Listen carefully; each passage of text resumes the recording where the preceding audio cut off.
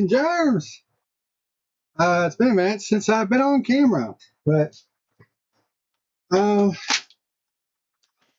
figured it'd be a pretty damn good time to get back on. And as Bloodhead here decides he wants to get his vanity shots as usual.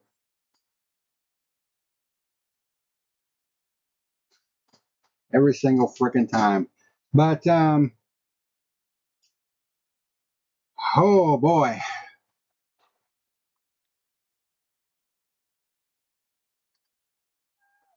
What? What do you want, Butthead? Flop your ass down.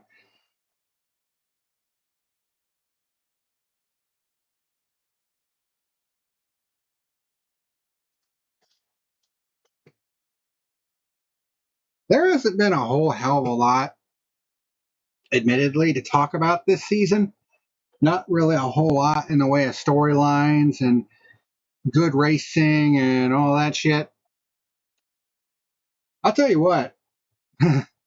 It seems like it just decided, oh, we're just going to wait until Indianapolis week to just dump the whole fucking truckload for us to talk about. Because, oh my God, we got a lot to talk about. So, to the point where I actually had to do this. I had to write down Brickyard 400 pre-review notes. I was actually writing this shit down during the O'Reilly race yesterday. I was thinking, okay, I got a lot of shit we got a lot of shit we got to talk about. Then, of course, there's the whole, all the bullshit that's been coming out of NASCAR Media this week. We got silly season news.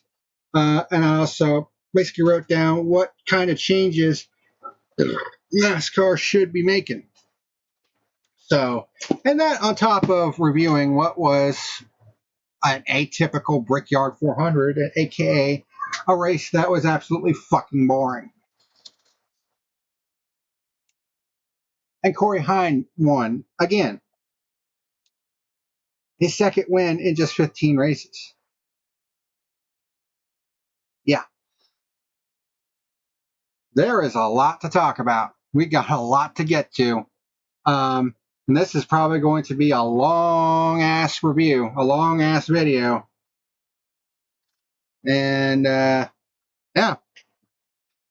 Back on camera for this one. Because it's going to be one hell of a review. And hell of a way to go into the off week, I'll tell you that much. But without further ado, let's get into things. This is your Brickyard 400 review here on The Fuel.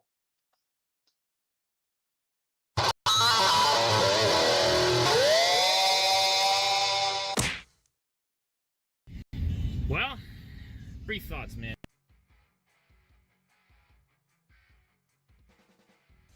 Okay. What the fuck is going on?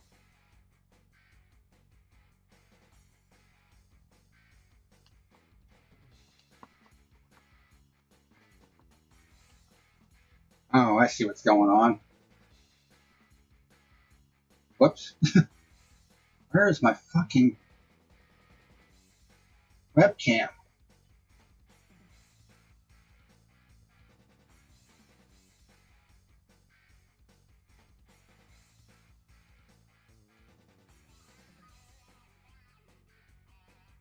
Screen capture. Where the hell is my webcam at?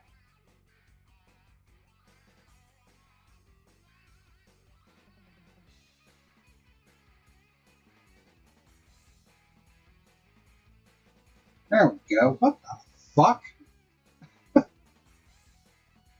For some reason, my webcam wasn't on. I mean, I was using YouTube on my Xbox because I needed to do something. But and the video I was going to be using actually went fucking. Oh man. You can tell it's been a minute since I've done a live review. But we're fixing now. We're good. I was talking, but it looked like it was behind the 8 ball. I was like, oh yeah, I forgot. It's been a day. But anyways,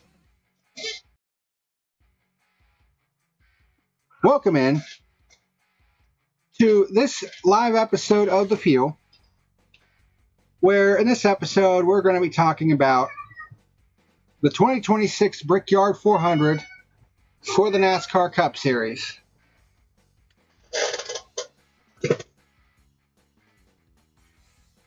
Where do we even begin? Where do we even begin with all this shit? Because I showed you all the notes that I have. And there's actually something else I got to do that I was going to do but didn't get a chance to. Image. Go over here, cat. I need the keyboard for a second.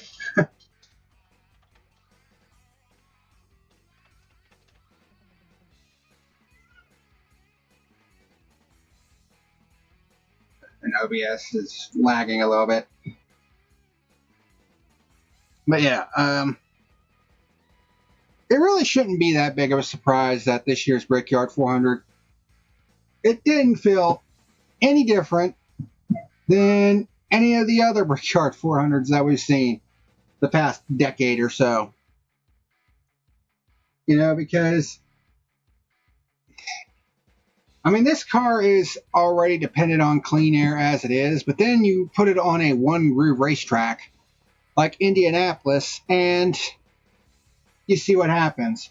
And at the end of that race, they were trying to hype up Logano catching Christopher Bell and Corey Heim at the end, but it's like, dude, I knew for a fact, unless either of those two made some type of stupid mistake, nobody was passing anybody, because it's virtually impossible to pass with this car at Indianapolis. And I mean, we've been talking about this for several years now with this shit,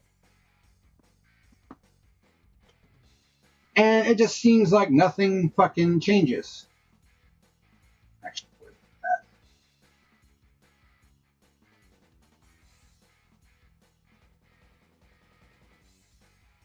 I don't necessarily want this popping up yet.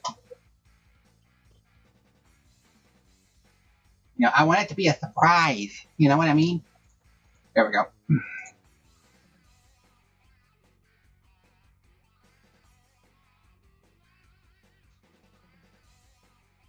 Transform.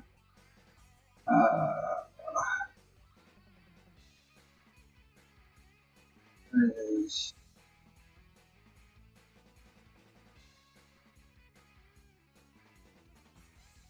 Thing that I want. Transform. Stretch the screen. There we go. That's what I want. Put that right there. Even though you can't see it, I got the red outline. So even though I can't really see the picture, I can still move it based on the outline, which is cool. But yeah, before we get into all that, you notice that I didn't do a race review for a couple weeks. I just wasn't really in the mood to do so. Mainly because I was getting a little sick of the format where, you know, I would jot down my notes as usual because I was really meticulous with my note taking. And then basically reading them verbatim on the review. And honestly, it just got to the point where it's like, does anybody really pay any attention to that shit? You know, just reading my notes verbatim, taking down every little single thing that happened. It's like, nobody listens to that shit. Especially with, you know, a lot of people having fucking, you know, short attention spans nowadays. So I thought about it, and I was like, what kind of format would I want to do? So I decided that I want to do kind of a shoot from the hip kind of deal, where I'll still have my notes, but I am streamlining them a lot. I'm not going to take down every single little shit. Inhaled a cat hair. Because this little butt head is shedding a little bit. And I think I actually inhaled one right there. Whew, that sucked.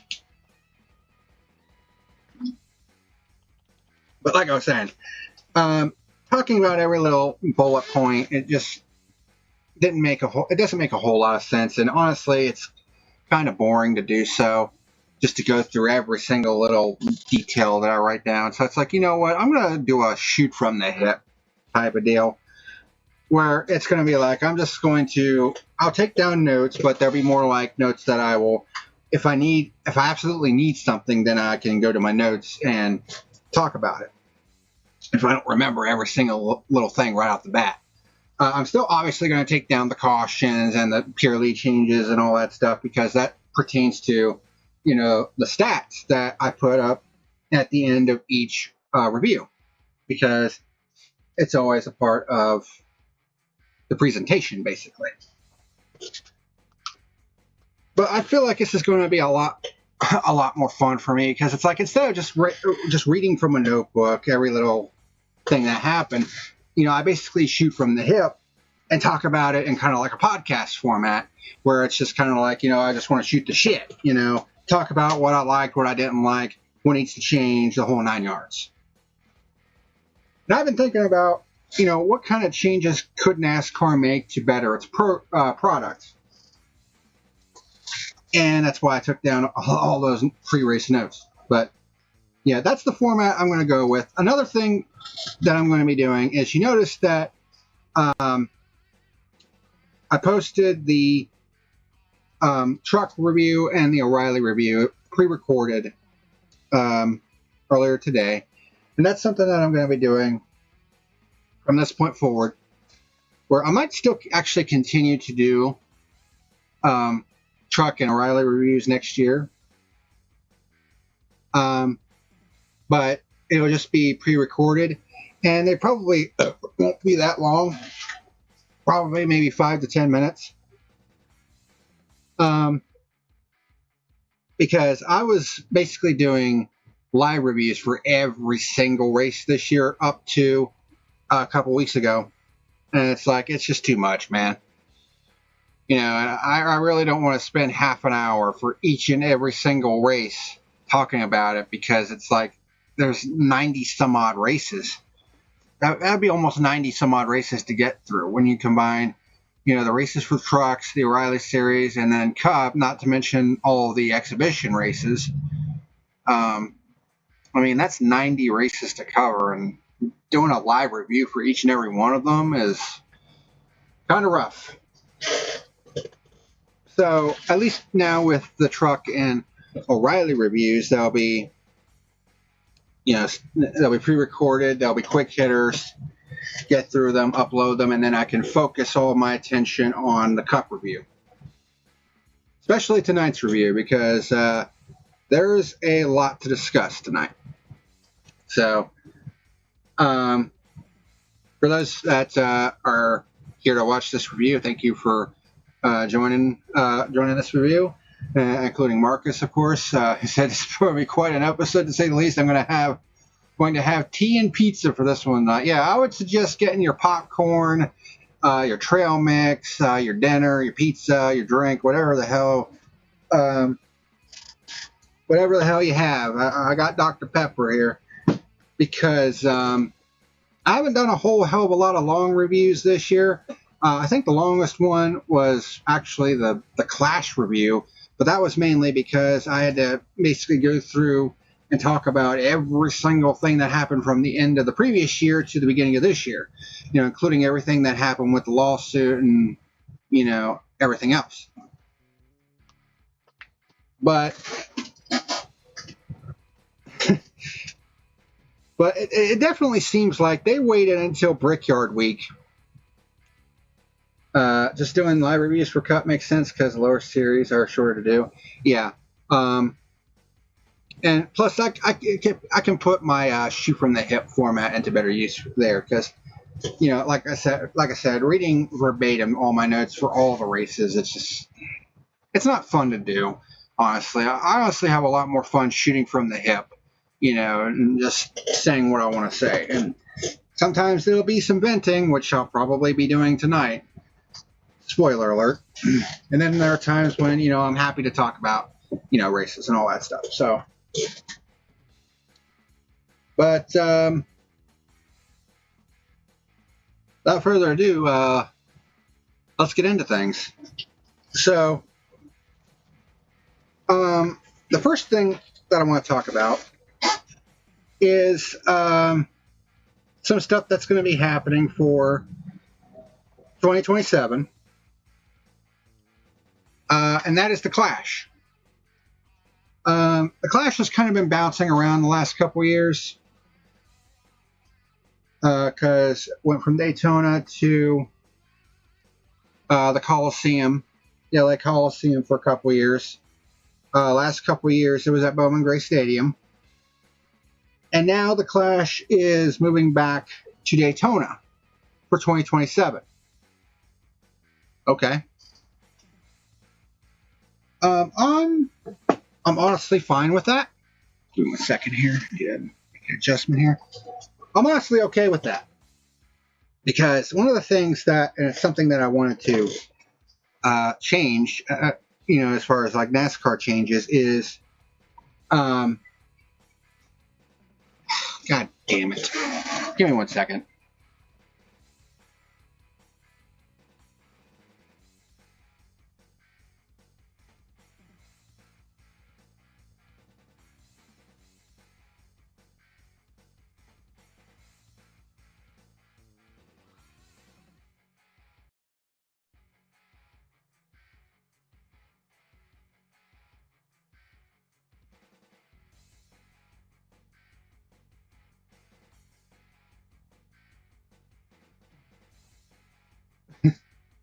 Sorry about that. My mother was calling me saying I left my wallet at her house, which that's fine. I can go and get it in a little bit after I'm done with this review. But anyway, Clash is moving back to Daytona for 2027, and I'm honestly fine with that because one of the things that I wanted to see return is Speed Weeks. Because for the last couple of years, it's only been Daytona Speed Week. Like, not plural. That sucks. Because, that's always been kind of the thing that we've always been used to as NASCAR fans. It's the buildup of Speed Weeks. Especially with all the, like the preliminaries and stuff like that. Of course, you have the Clash, and then ARCA Night in America. Qualifying, the duels. And then the truck race, then the O'Reilly race, and then, of course, the Daytona 500. But then they moved the Clash away from Daytona, and it just, didn't feel special anymore. And then they kept changing all the rules, and it didn't have. It's supposed to be an event for pole winners. And then they moved it to Bowman Gray Stadium, and they basically made it to where everybody basically had to participate in it. And it just took away from the uniqueness of the event.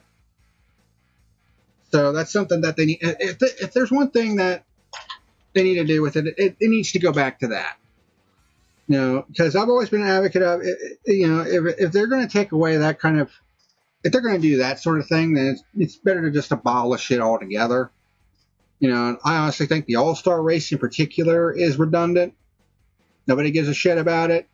I would just say, just get rid of it and make it a points race. Fuck it. You know what I mean?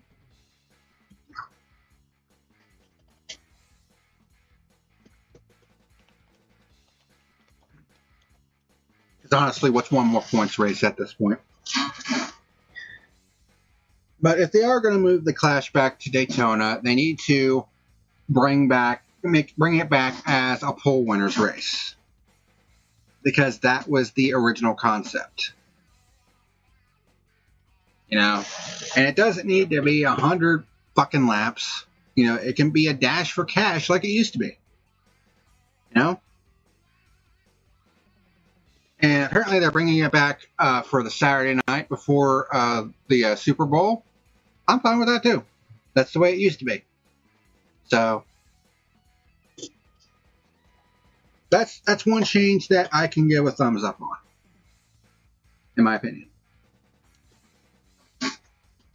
All right, next thing I want to talk about is a change that they made for the rest of the year for practice. Because they've only been giving like 25-minute practices this year, which is just nowhere near enough time for these teams to get their cars right. So they are doubling non-superspeedway practice to 50 minutes and no more groups. That was another thing that they had for practice, is that they would have the cars split up into individual groups, and one group would go out for 25 minutes and then another group would get there 25 minutes. No more of that shit. It's free practice, 50 minutes. Not quite happy hour, especially considering that they don't have practice for the super speedways, which I still think is pretty fucking absurd, if I can be completely honest. Sorry, I'm moving my headsets around a little bit. I got two headsets. But that is a positive change, though. It's something that we've been kind of talking about for a while. It's like we need to have more on-track. A lot of these people that pay money to go to these races and sit at these races, they want to see cars on the racetrack. That's what they pay money for. That's what they pay these exorbitant amounts of money for these tickets for. They want to see cars on the track. You know, they want to have a good at-track experience. You know? I mean, that's how you get people in your doors and selling and buying tickets and also buying merchandise and food and drink and all that other shit. I mean, how are you going to do that? Give them a good at-track experience. You know what I mean? I mean, that's how you can get people in the door. And then word of mouth spreads. Hey, this track is, you know, it has a great at-track experience. You know, they got all sorts of amenities, you know, merchandise, you know, collectibles, you know, the whole 9 yards. You know, that's how you can get people in your doors. You know? And a big part of that is the on-track action. You know, whether it be practice, qualifying, people that show up to these tracks and sit in those seats want to see cars on the track. I mean, what a fucking novel concept, right? I don't know. But yeah, additional practice, it is a thumbs up. They're still not going to do it for super speedways, which I think is absurd. But, you know, it is what it is. We can take whatever we can get at this point. Speaking of Daytona, NASCAR has announced adjustments to the super speedway package for the Coke 0400 at Daytona in August in an attempt to have more passing. Because, like I said in the Atlanta review, the abbreviated Atlanta review, Atlanta is more of a super speedway than the actual super speedways, which is fucking asinine. So what they're going to do, they've announced adjustments to the package. They're reducing horsepower from 510 horsepower to 465 horsepower. And they're also shaving off 3 inches off of the rear spoiler. It was 7 inches. It's now just going to be 4 inches. To try to promote more passing. Will that actually happen? I don't know. But they kind of did need to change the package because the passing at Daytona was kind of mediocre. And don't even get me started on Talladega. So, there's that. But that is something that they're going to try for Daytona. And hopefully it does promote some better passing. because, we just want to see good racing. A lot of people, say, oh, this fan base just complains too much. Well, you know what? Maybe if the product wasn't in the state that it's currently in, if they actually gave us good racing, there wouldn't be a whole hell of a lot to complain about. Because, if we're going to invest 3 to 4 hours of our time into this product, the least you can do is give us some good racing, or at least something that we can sink our teeth into. Like, is that too much to ask? So at least they're trying a different package. Will it actually work? Like I said, we'll have to wait and see. Because we got 3 more races. We have 3 short tracks coming up after the week-long break, because there isn't any racing next week between all 3 divisions. So everybody gets a week off. And I do have something to say about that in my notes for what I should change for NASCAR. I actually approve of the week off. I just think they should double it, because Formula One, they're going into their summer break, and their summer break is like 3 weeks. And I'm not saying the NASCAR needs to have that type of length. I just think a couple weeks, in the summer, having their own summer break would be helpful. But we'll get to that when we get to it, because I'm going to save that for the portion of the video where I want to talk about what changes I would make to NASCAR to try to better the product, at least from my vantage point. And by the way, just full perspective, this is just my personal opinion. So, when we get to that. Another thing that kind of came out this week, Alex Bowman announced that a couple things. One, he has signed a 1-year contract extension to be in the 48 car for 1 more year, because he is retiring from NASCAR racing at the end of 2027. Bear in mind, Alex Bowman is only 32 years old. He'll be 33 when he retires next year. Pretty damn early for someone like him to be retiring. Now, has he had the greatest career? I would say no, but at the same time, his career is not total garbage, because, it was a year or two ago where he was easily the most consistent driver. I think it was 2024, actually, where he was easily one of the most consistent drivers all year, and would have had a final 8 appearance had it not been for their team being a bunch of idiots, which in turn allowed Joey Logano to get back into the playoff and ended up snookering a championship. So there's that. Several years ago, Alex Bowman said he wants to retire from full-time racing in his mid-30s. He's currently 33 years old, so he's kept that plan alive. Yeah. He did say he looks forward to being a normal driver again, because, being a cup driver, it can be a real grind, because not only do you have, the racing aspect, but also during the week you're in the simulator, trying to get practice in, you're doing media obligations and all that other shit, especially if you're a successful driver. So I can understand him wanting to retire early, to have a normal life, but also I think injuries have certainly played a part in that. I remember a couple years ago, I think during the first year of this car, the Gen 7 car, 2021 Texas, when he merely backed it into the wall and actually ended up missing 5 races due to a concussion, which is fucking absurd that happened. I think he also suffered a back injury. I believe it was a back injury in a, memory serves, wasn't it, in a World of Outlaws race? Because I remember it was in one of the outlaw style cars, because he had a flip and he suffered like a back injury or something like that.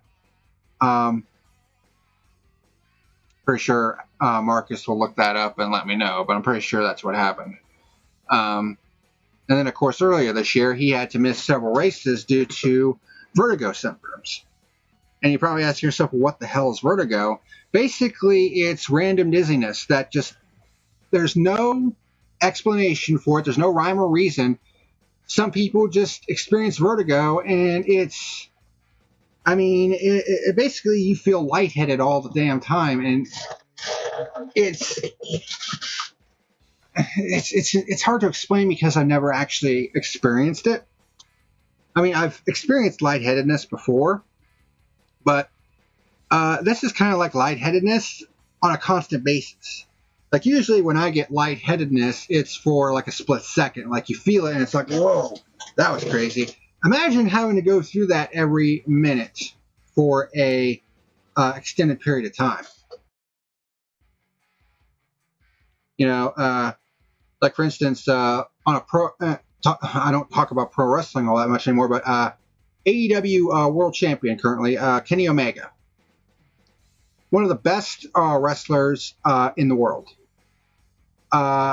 He has gone on record to say that he has actually experienced vertigo quite a bit, even during matches.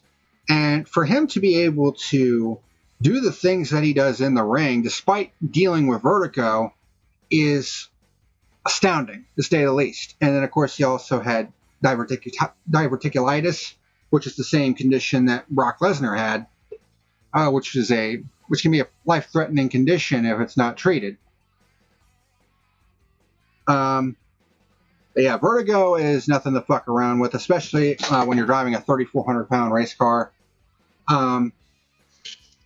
So you had to take a couple races away. I mean, honestly, this honestly feels very similar to Dale Jr. in that aspect because if you recall the last couple of years of Jr.'s career, he suffered a concussion in mid-2026, and he had to take the entire second half of the season off due to that concussion.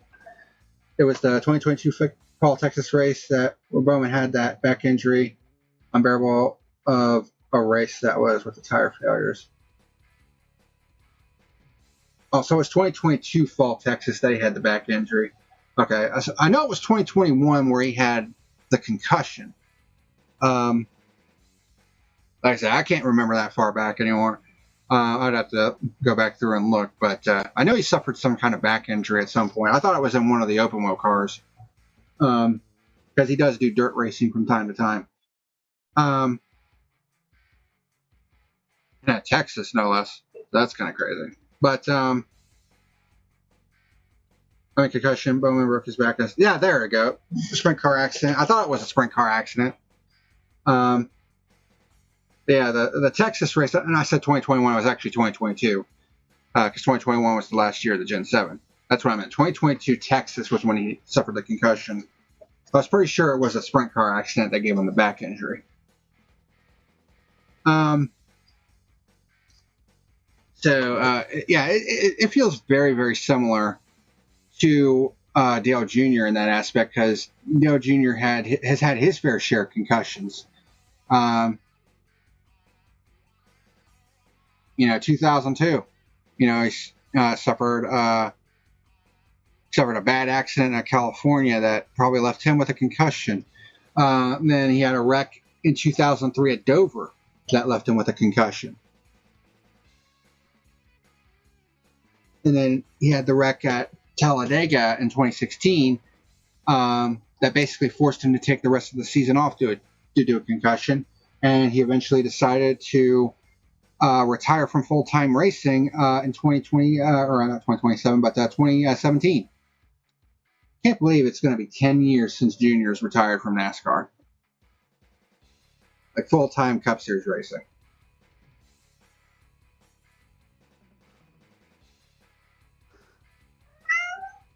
Yeah, I know. But, yeah. So while I don't think Alex Bowman has had a Hall of Fame career by any stretch of the imagination, he does have 8 career wins. And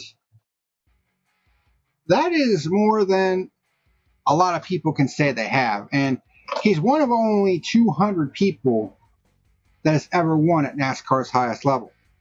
Believe it or not. Almost 80 years of history. of Cup Series action, thousands of races. Only 200 people can say they've won at NASCAR's highest level, and he's one of them. He has 8 career wins. Should he have more than that? Yeah, maybe so. But his career is not a failure by any stretch of the imagination. Has it been a bit underwhelming considering the car he took over? Maybe a little bit. But at the same time, it hasn't been a horrid career either. So, and he even said himself that, he's looking forward to having a normal life. I mean, he's probably set himself up for life with the money that he's made from racing. So, you know what? Let him live. He's had a successful career. Not a Hall of Fame career, but I would say he's had a successful career. So, he wants to retire early and able to enjoy life. Because like I said, the commitments that you have to make to be a race car driver at any level is insanity. Because, practice, racing, TV time, you got, media commitments, the whole 9 yards. Sponsorship deals, where you're probably making commercials and all that other shit. Seat time in the simulator, all that stuff. So he's probably looking forward to just being able to sit back, relax, and maybe do some of the things that he's always wanted to do outside of racing. And I don't blame him. I don't blame him one bit, because the fact of the matter is, as we get older, and trust me, this is true. I've always felt this way.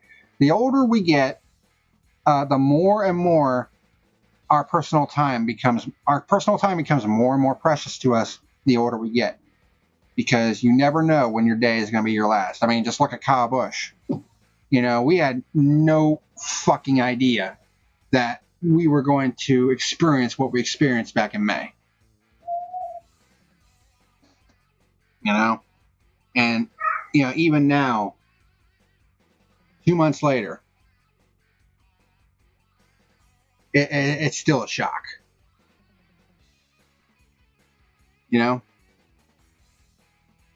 So best wishes to Alex Bowman. He will be coming back for one more season, because he wants to try to go out on a high note, and I don't blame him. It's kind of the same thing with Junior, because like I said, he had to miss the second half of 2026 or 2016 due to his concussion, so he kind of wanted to have a proper send-off for the final year of his career. So I think Bowman wants to be able to do the same thing, and I don't blame him for that. But speaking of 48, he's not actually going to be driving number 48 for the Daytona 500 next year. It's unknown what number he'll actually be driving. But it won't be the 48 for the Daytona 500, because this news also kind of came out this weekend, kind of out of nowhere. But Jimmy Johnson, the former driver of that 48, he's been making some appearances here and there in the Cup Series, on a part-time basis, because he's not full-time anymore. But his final ever Cup race will be at next year's Daytona 500. And apparently, Hendrick and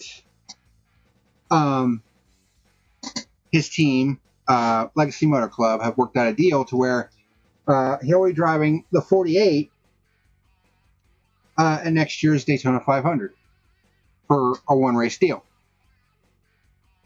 So it'll be interesting to see, the sponsorship. A lot of people are saying, hey, Lowe's, you want to come back for one more ride, in the Daytona 500, for old time's sake. So, I mean, if they could get Lowe's back on board for that one race, I mean, that would be the perfect send-off, honestly. So, Bowman's not going to be driving the 48 for the Daytona 500. people are saying that they might be bringing back the 25 car, or the number 25 for the Daytona 500, since that's a number that Hendrick Motorsports used a lot, especially in their early years. You know, when you had guys like Tim Richmond driving that car. But I have to wait and see on that deal. So, yeah. Jimmy Johnson making his final ever Cup race at the Daytona 500 next year. So, 2027 Daytona 500 is going to be really interesting, to say the least. Was there anything else?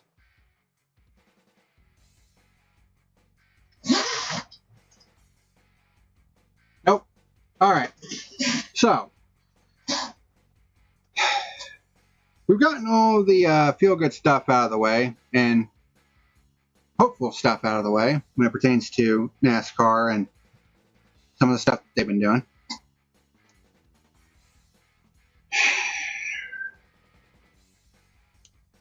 Now we're going to dive into the shitstorm. So, the title of this episode is NASCAR Media on That Bullshit. And it's not been the obvious one that's been talked about for the past 24 hours. It's actually been several things that NASCAR Media just has gone full retard on. And, oh my God, it has caused such discourse. And you know, they accuse NASCAR fans of, you know, complaining about everything. And the NASCAR fan base, it usually goes at each other's throats on a lot of things. But here's the thing. When the NASCAR fan base is united on something, that should tell you that you probably fucked up. Possibly Bowman will get the number 84 for that race, as Jimmy Johnson drove the 84 part-time from 2023 onwards. I mean, who knows? But we'll have to wait and see on that. Because they haven't announced anything on the number Bowman will be driving. But, yeah, getting back to the NASCAR media shit. I mean, this is why I have said, I don't know how many times, that I don't trust NASCAR media as far as I could throw them. Because they suck the corporate cock. I mean, just look at guys like Mamba Smith. You know, I think it was a year or two ago where he basically made that dumb tweet where he said, you know, the point of the championship is not to crown the best driver. And I'm just sitting there like, are you fucking kidding me, dude? You know, and he has made some dumb fucking comments.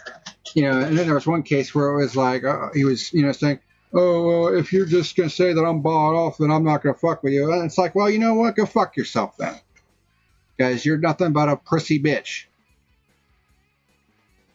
You know, and of course there's guys like Dave Moody, Pete Pistone. You know, they all suck the corporate cock because, you know, you can't have an opinion unless you get down on your knees and suck their ball sack. You know, if you agree with them, great. You know, but if you don't agree with them and you have a dissenting opinion, guys like Pete Pistone will just block you on Twitter because, oh, yeah, you know, fuck yourself. But there were 3 instances this week that were just, what the fuck? The first of which was a discussion about North Wilkesboro. Yes, North Wilkesboro. That finally came full fucking circle and got its points date back after basically being dead for 30 years. Used to have 2 Cup Series dates. And then Bob Mayer and Bruton Smith decided they would both jointly buy the track, take both of their dates, and take them to New Hampshire and Texas Motor Speedway. And North Wilkesboro Speedway was left to rot in the North Carolina foothills. And then, thanks to some pressure from social media, North Wilkesboro was revived, got back to the point where they had, I mean, COVID really played a part in that too, because, God damn it.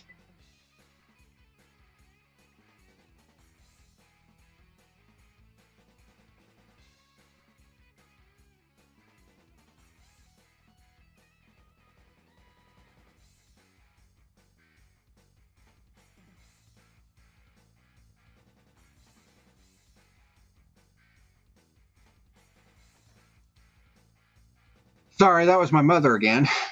Just called to say, hey, I got food down here. Which I am hungry, but like I said, I got to do this real quick. So, and I lost my train of thought. Son of a bitch, I lost my train of thought.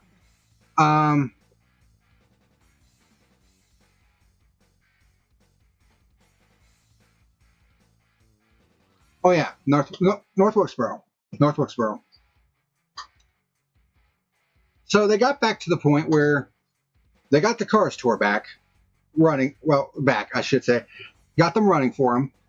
Dale Jr. raced in that race, which, I mean, they just packed the freaking grandstands for that one, for a cars tour race. And then they announced that NASCAR would be returning to North Wilkesboro with the All-Star race. And let me tell you something. The reaction that got from the NASCAR fan base, I mean, it was the most positive reaction that they had toward a NASCAR decision in a long time. Because it's like, yes, NASCAR is finally going back to its roots, like we've been asking them to do for how long? And they decided to do it on the decrepit old surface, which actually produced some pretty good racing, at least for the first half. And then the second half, Larson just dominated. But, I mean, at some point they had to repave it because it's like, it's old, it's decrepit, it's falling apart. So they had no choice but to repave the track. And unfortunately, since then, Joey Logano has fucking dominated in that race. Races at that track. Because he won the next year's All-Star race. Probably would have won the second one if not for Christopher Bell. And then completely dominated the race last week. So that was kind of a catch-22, pun intended. But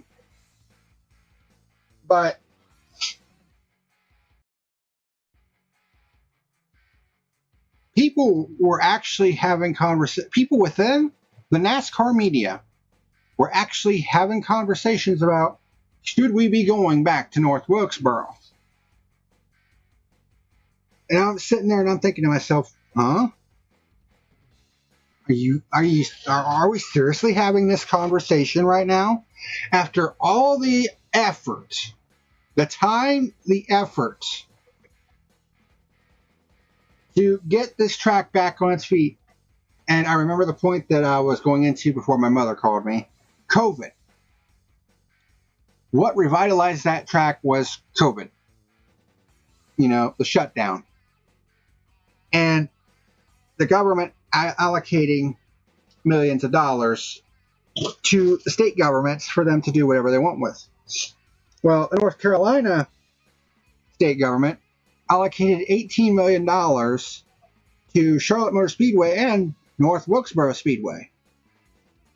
And needless to say, Marcus Smith of SMI definitely put that money to good use, because the work that they did to that track to bring it back, but also still keep its character. Like, you could see the old, walls with the Winston Cup Series logo on it and shit like that. They've definitely tried to keep the character of that track, the old school feel that track has, and the old school racing that even with this new, even with the Gen 7 car, still provides. 5 cars on the lead lap, actually 6 cars on the lead lap last week. Of course, part of that was due to Alex Bowman being an idiot, but I mean, it had long green flag runs, and personally, I actually enjoyed that. I love the old school feel of that. You know, if it weren't for the fact that Jimmy Johnson, if Joey Logano didn't lead all them laps and dominate and win the race, that race probably would have gotten a 6 or at least maybe even a 7. You know, so I gave it a 4, but it wasn't because of the on-track racing. I actually enjoyed that. I actually enjoyed the old school feel of it, and honestly, the racing in the first stage, like the first third of the race, was actually pretty good. There were some good battles for the lead. It's just that when Logano got out front, it was pretty much all she wrote. And, you know, I can't stand the motherfucker anyways. But he actually said something after the race today that, hell's going to freeze over, because there's something that he said that I actually agree with. So, you know, y'all know I can't stand the motherfucker. So if I'm agreeing with something he said, you know that hell is freezing over. They're snowboarding down there at that point. But there was actually conversations about whether or not we should be going back to North Wilkesboro. And it's just like, are you fucking kidding me? I mean, did you see how packed the races were for not just the Cup Series, but the truck race as well? I mean, yeah, you had some empty seats in turns 1 and 2, but that entire front stretch grandstand was packed. I'm just like, holy shit. Like, how often do you see that for a truck race nowadays? And it's like, why don't we bring O'Reilly there too? They would probably fill that place out for the O'Reilly race too. I mean, that just goes to show you how absolutely starved Wilkes County was for NASCAR racing. I mean, they fucking showed up in force for the Cars Tour race. Probably due to the fact that Junior was running in it, but be that as it may, they still showed up. And then you have the truck race from last Saturday night, or Saturday afternoon, I should say. They actually had a noon start time, which is crazy, but I actually liked. We need more of that. We really shouldn't be doing this Sunday night bullshit, but that's just my opinion.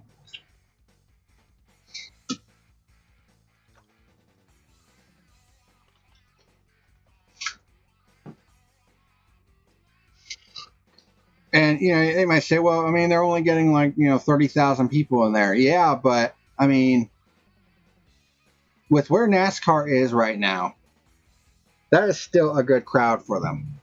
At a track where, I mean,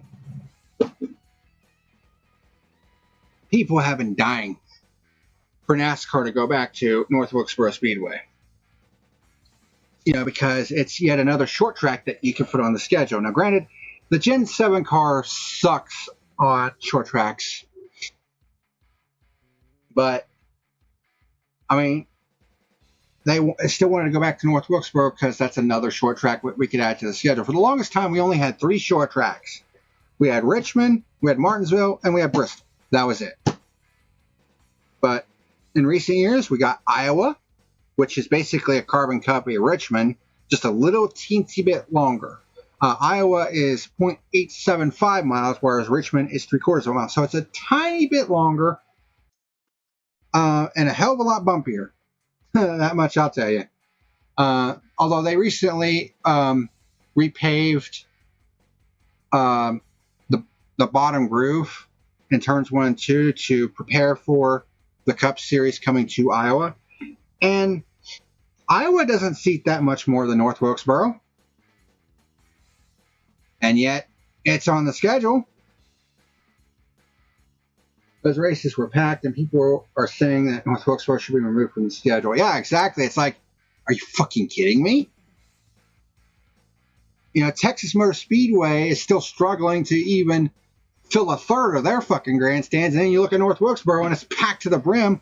for the truck race. So give me a fucking break with this notion that, oh, shouldn't we going back to North Wilkesboro? Yeah, damn fucking right we should be going to North Wilkesboro. It never should have been taken off the schedule to begin with. It is one of the most unique venues in all of motorsports. You want to know why? North Wilkesboro is unique in the fact that it is actually built on a hill. It has an uphill-downhill layout. They go downhill down the front stretch and then uphill up the front stretch. The lowest point on the track, which is turn 1, to the highest point is 20 feet. For a short track, that is quite a significant elevation change. So it feels like you're struggling to get uphill, and then all of a sudden you go to the front stretch because it's an uphill back stretch, but then you go to the front stretch and you feel like you're going 20 mile an hour faster because you're going downhill. It is a very unique aspect for a racetrack to have. But that's why people liked it. Because it has a unique aspect to it and it has an old school feel to it. And you saw that at last week's Cup race. The first points race at North Wilkesboro in 30 years. We have come full fucking circle. It's like Slapshoe says that one time. Think about NASCAR racing. Eventually everything comes full circle.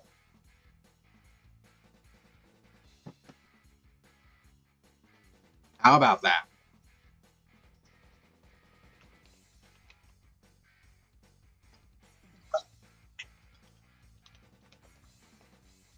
Then there's Kyle Petty. Kyle Shitty. I can't stand that motherfucker. Ever since, that, there's an episode called Dry Entry here on the field from the 2019 season where I reviewed the Dover race, and I called it Dry Entry because the name of the race was actually the Dryden 400, if memory serves, which was a fucking terrible race.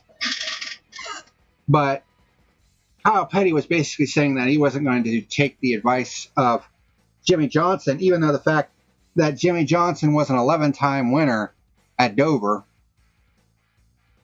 And he made himself look like a complete total fucking moron. And from that point forward, I said I would never trust anything Kyle Petty says ever again. And I'm honestly convinced that he only does this shit to get attention. And it definitely feels that way because he was basically talking about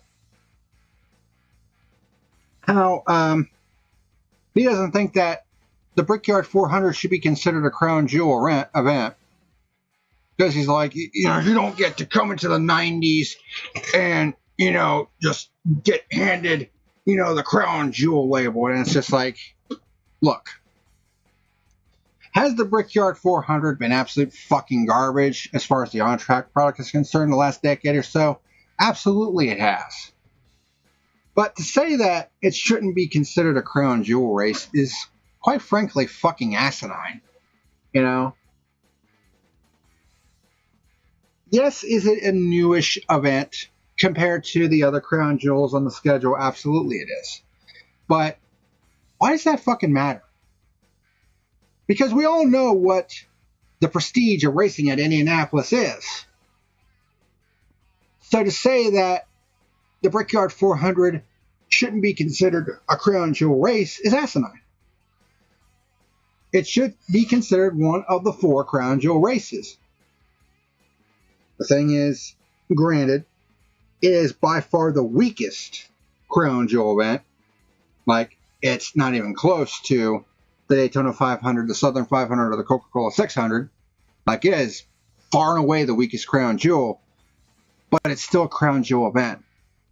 I mean, when they completely filled that grandstand for the first ever race, I mean, yeah, it was a big deal. So, as usual, Kyle Petty talking out of his ass. But that shouldn't be a surprise. I mean, is it really that big of a surprise that NASCAR Media is talking a bunch of bullshit this week? No. Is it irritating? Without a fucking doubt. But the biggest thing that actually got traction on X to the point where it was actually a topic that you could click on. So you know that this has been a big talking point.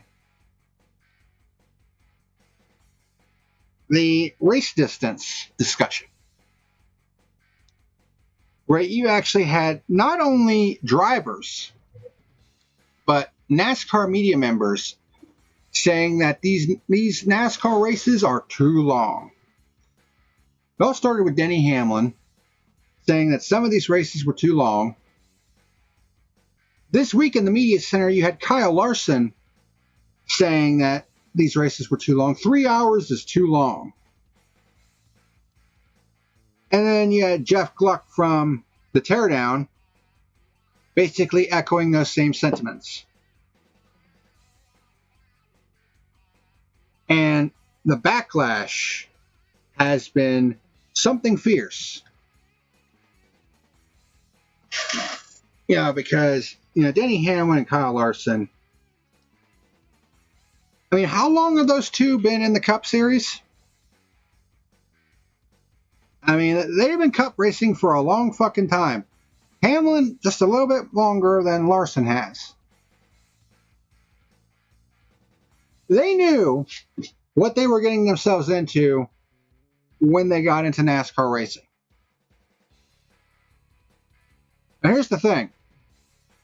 NASCAR did some cutting of distances for some of these races, which some of them needed, because we didn't need a whole hell of a lot of 500-mile races, because that should be a distance that's reserved for the big races, like the Daytona 500, like the Southern 500, like the Coca-Cola 600. Those race distances should be for like the big races, because those are the ones you want to win. And they're supposed to be the ultimate test of endurance. So for short tracks, 400 and 500 laps is actually reasonable. And for a large majority of the schedule, I think 400 miles is perfectly reasonable. Now, we still get 500 miles outside of certain races, like at Talladega. But it's Talladega. So there's that.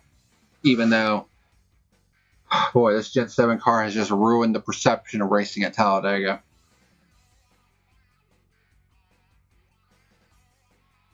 But people, you have these people in the media saying that, these races are too long. Jeff Gluck in particular, he was getting fucking just destroyed. And to the point where he actually posted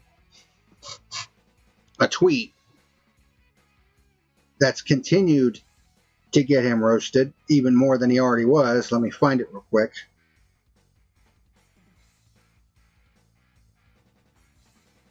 I mean, this was his tweet. It says, "Why are so many of you so mad about this? Every week people talk about speeding up the cautions. What's wrong with getting closer to a 2.5 hour target like other major sports?" Talking about other sports, oh boy. I feel like the Bristol night race should be considered a crown jewel race, because when Dale Jr. won the 2004 race, he said it was one of his most important wins. That is true. The Bristol night race has always kind of been kind of like an unofficial crown jewel. I know a lot of people, because of the spectacle that it used to be, and I mean, just to put it in perspective, the Bristol night race used to be the hardest ticket to get in NASCAR. There was actually like a 6-year waiting list just to get the damn tickets for the night race.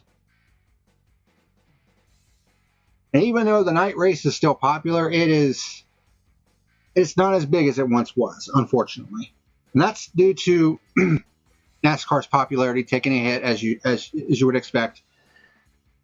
But man, this Gen 7 car has ruined the Bristol night race, honestly. Because the Bristol night race, I mean, y'all remember some of the races that I rated for the Bristol night race, including 2021. One of only 4 races that I have given a 10 for. And for good reason. Because so much crazy shit happened in that race. You had Kevin Harvick and Chase Elliott going at each other's throats. You had just absolutely spectacular racing. There's a reason why I gave it a 10. And it hasn't even come close to that with the introduction of the Gen 7 car. But yes, I can understand why you would consider the Bristol night race kind of an unofficial fifth crown jewel. Because a lot of people, consider that, a big highlight of their career. Including the famous Dale Jr. quote, "It's Bristol, baby." Yep. And Bristol Motor Speedway has put that out as like a, one of them fucking signs that you see that as you walk into the track, "It's Bristol, baby." Yeah, exactly. Really wish we could get back to that. But they need to change the car first. But, yeah, it doesn't have to be over 3 hours every week. No one is saying do 90 minutes like F1.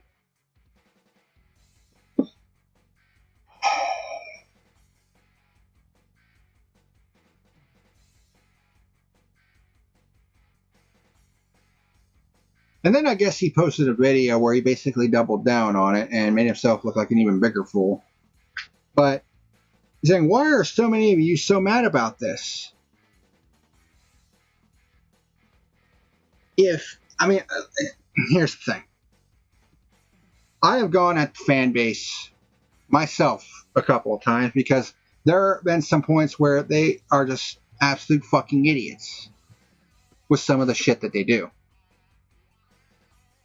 But like I said, when a fan base is united on a topic such as this, that should tell you something. If you honestly have to ask why are so many of you mad about having, shortening the races? If you have to ask that question as a member of NASCAR Media, you are part of the fucking problem.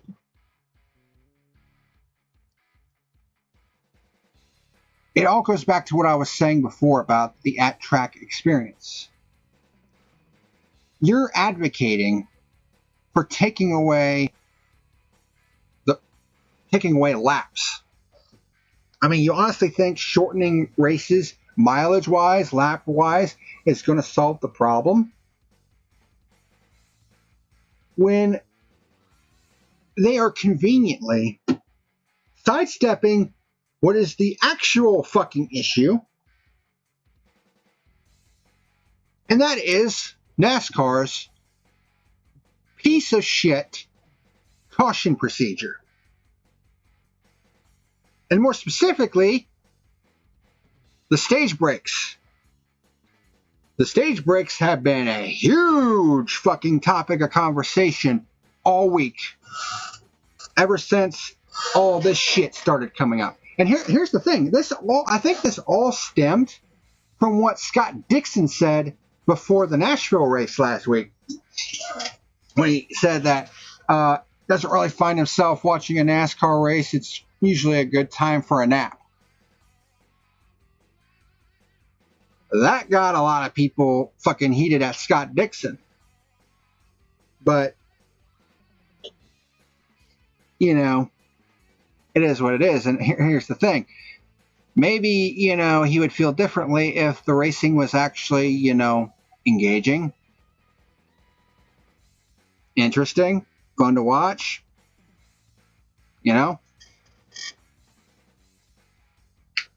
But every week people talk about speeding up the cautions. What's wrong with getting closer to a 2.5-hour target like other major sports? That's fine. Because but here's the thing. You're talking like other major sports.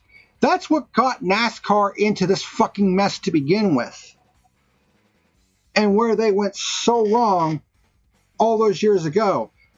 What made NASCAR so popular and so unique was the fact that it wasn't like other sports.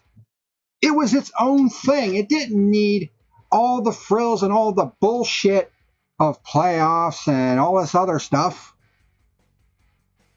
And yet people tuned in to watch. People showed up to these races by the hundreds of thousands. I mean, just look at early 2000s. From 2001 to 2006, I considered that the golden era of NASCAR. Of course, that was when because as a kid I watched it off and on, and I didn't really have any favorite drivers after Davey Allison died, because he was my first favorite driver as a kid. Didn't really have any drivers that I would consider my favorite until 2001, and Dale Jr. kind of filled that role. And obviously, 2001 was when I started finally being able to watch full time, because that was when we got the Fox and NBC package. And 2001 to 2006, NASCAR was not only one of the most important and most popular sports in all of America, it was appointment television. Every race felt important. Every race, it felt like you were on the edge of your seat wondering what the hell was going to happen, because I mean, every race felt exciting. Did it have its duds? Absolutely, but all seasons are going to have their duds. But 2001 to 2006 was honestly the best time to be a NASCAR fan. And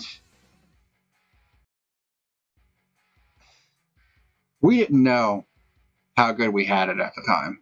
I mean, I look back on this now almost 30 years later. We didn't know how good we had it back then. And then 2004 rolls around, they introduced the chase.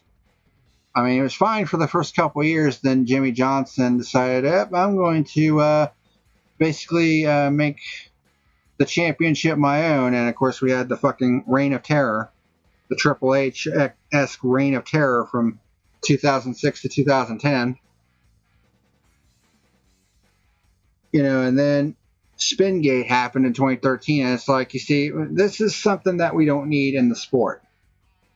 You know what I mean? Because, I mean, people were literally willing to do stupid shit to get cars into the chase. And it's like, we need to get rid of this shit.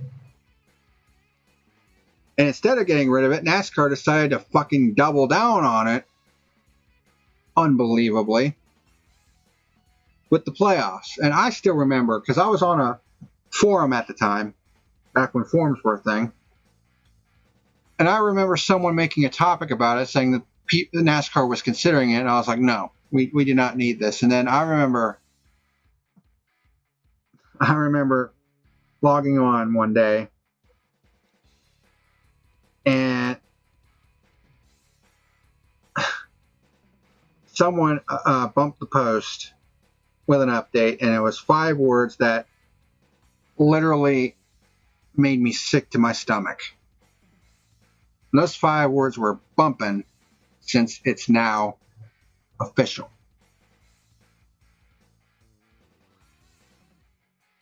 I remember reading that post in January 2014. And I remember having the sickest feeling in my stomach, because I knew right from the get-go that this was going to be one of the worst ideas that NASCAR ever came up with.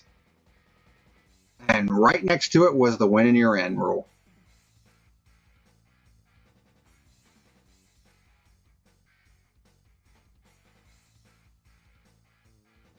NASCAR basically dug its own grave, because it started to try to be like other sports, to chase the mythical casual racing fan, when literally all they did was alienate their hardcore fan base. And it got to the point in 2020 where NASCAR NASCAR ratings were at an all-time low. Because people were just sick of the fucking bullshit.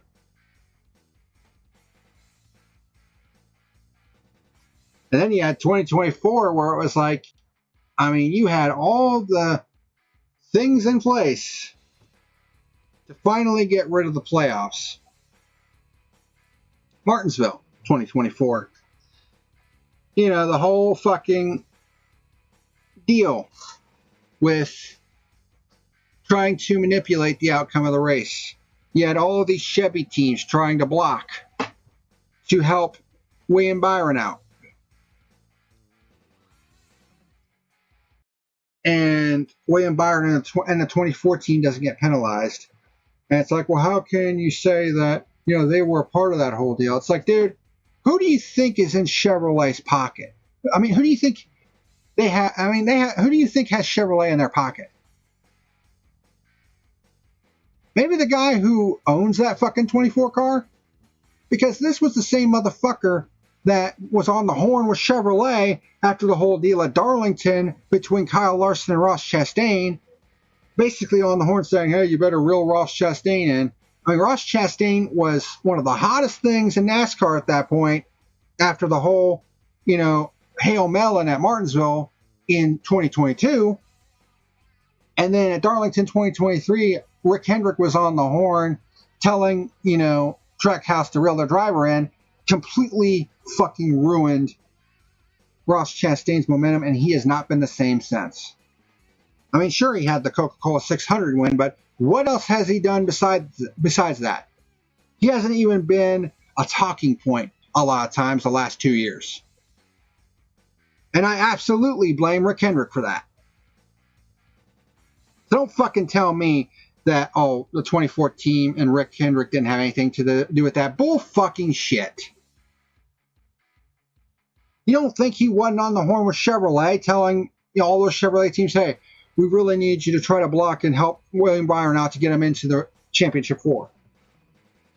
Thing is, it wouldn't have worked, but Christopher Bell got bopped for that stupid wall riding rule, which I don't know if we could really call it wall riding, but he got bopped for that, and it got William Byron into the championship 4. So, ever since Rick Hendrick called out Ross Chastain for his driving, Chastain kind of lost the dog in him. Hendrick should have kept his mouth shut. I blame it all on him. Absolutely. But, you know, that's Rick Hendrick for you. And it's not the first time he's done that bullshit either. So, yeah, I absolutely blame him for that. You know, and to say that he had absolutely nothing to do with what happened at Martinsville 2024, I mean, some of you people need to open your fucking eyes and rub 2 brain cells together. Like, who do you think has pull at Chevrolet? It's the guy who has one of the most successful Chevrolet team of all time. And then, of course, Logano winning the championship, you know, with the average finish of 17.1, which I've said on multiple occasions is a worse average finish than the number of competitors that could even get into the fucking playoffs. You know, the most fraudulent 3-time champion in the history of motorsports. And that 2024 title is the most fraudulent championship in the history of racing. So, that's how I feel about that. So, trying to compare NASCAR to other sports, that's what got them into this shit to begin with, is trying to fucking be like other sports. No, we should not be emulating other sports. You know, NASCAR does not need to do that. Like, holy fucking shit. You know, and which is why I was so fucking glad when they got rid of the playoffs and the fucking winning you're in. They went back to the chase, which is not entirely what we wanted, but I can live with it because it meant that the fucking playoffs and the winning you're in was finally gone. I was like, hallelujah. But I would rather it be a full season format because that is the most legitimate way and the most organic way you crown a champion. We don't need this manufactured bullshit. Which brings us back to the stage cautions. somebody was actually keeping track of the caution periods. And here's the thing with the race today. It was a fucking worst case scenario because literally 2 cautions happened right before the end of the stage breaks. Because the first caution happened when Kyle Larson, ironically enough, saying that he thinks that 3-hour races were too long. Yeah, it's nice because you got your wish in this race because fucking left rear tire blew out and he ended up in the wall and it ended his day. So I guess you got your wish, Kyle, huh? Kyle Larson is really starting to get on my fucking nerves, dude. Like, some of the bullshit that he's been saying the last couple of years, it's just really soured me on him. It just feels like he'd rather be just racing high limit. And if that's the case, then just retire from fucking cup racing and go do your high limit shit. If racing for 3 hours every Sunday really fucking bothers you that much. But that aside, NASCAR Man on X was keeping track of this. Larson crashed at 2:58 p.m. After 14 minutes, we had 1 lap before the stage break. Stage 2 went back to green at 3:26 p.m. 1 lap of green flag racing in 28 minutes. And apparently, between all the cautions, because I don't count the stage breaks as cautions technically, because they're not cautions for cause, whether that be debris or weather or crashes or whatever. But if you do count them, there were 5 cautions in this race today. Today's total time of caution, because the race lasted in total 3 hours and 8 minutes. And some odd change. The total time of caution between 5 cautions, which is not that many for a 400-mile race, 1 hour, 14 minutes, and 31 seconds.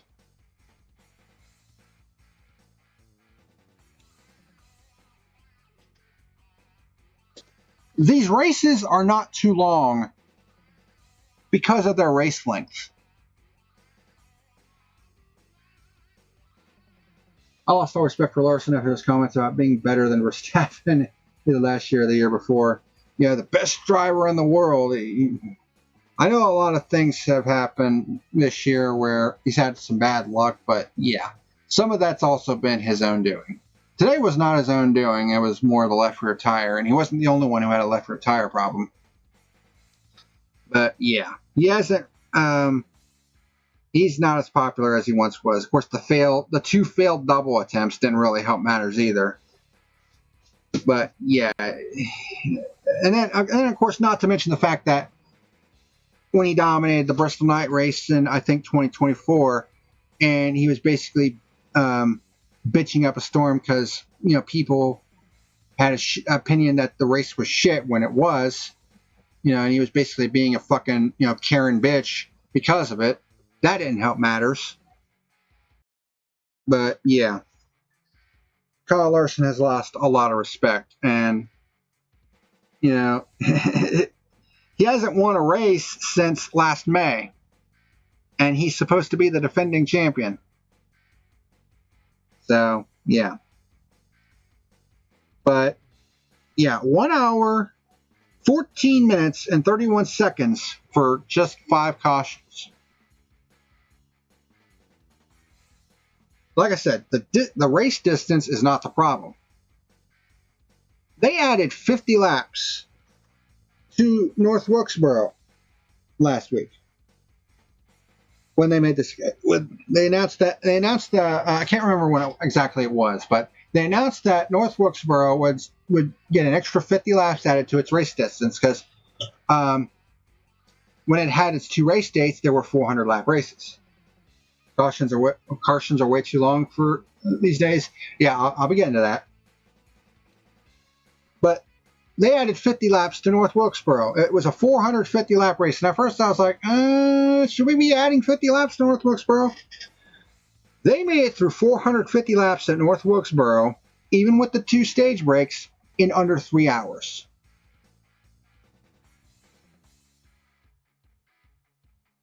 The problem is not the race distances.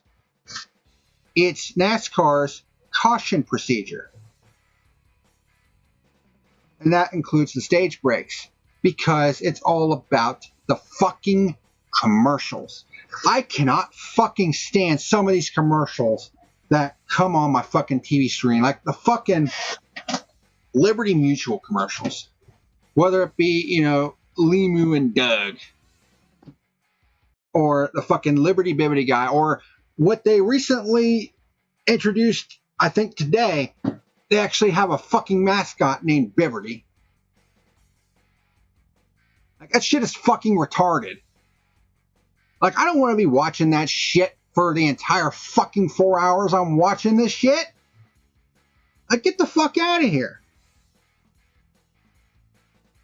And people are like, well, they're not going to get rid of the stage cautions because of the commercials. Fuck the commercials.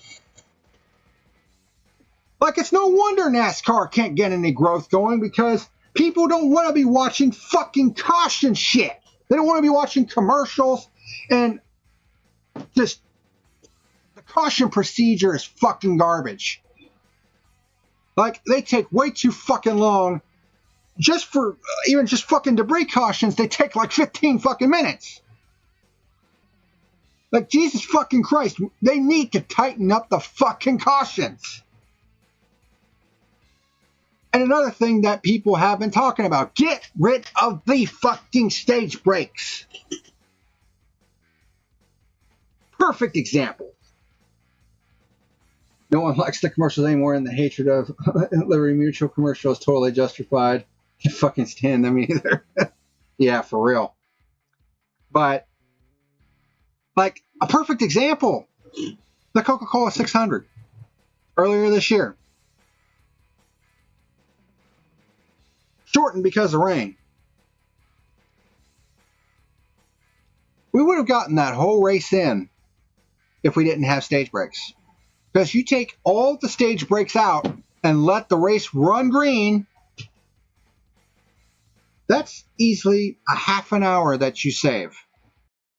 And instead of having a half a fucking hour under caution, we're half an hour under green. Get a lot more laps in, and they would have gotten that entire race in, no problem.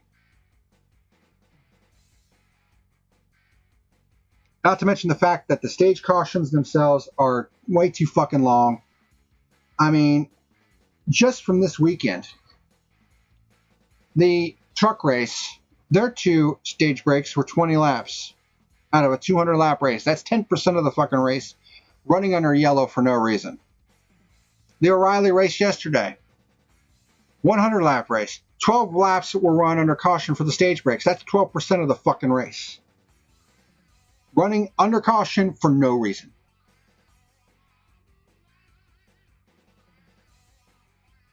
There's no fucking excuse for it. Get rid of the stage yellows. It's something that we've been saying, and I don't even give a... It's all because of the commercial. They want to get their commercials and all that shit in. They're going to get those in anyway. Like, especially if you're watching, Fox Sports, they go to fucking full screen commercials every fucking chance they get instead of doing the side-by-side shit. I mean, I'd be fine with the side-by-side shit as long as I get to see the fucking action on the track. I mean, seriously? It's fucking nonsense, man.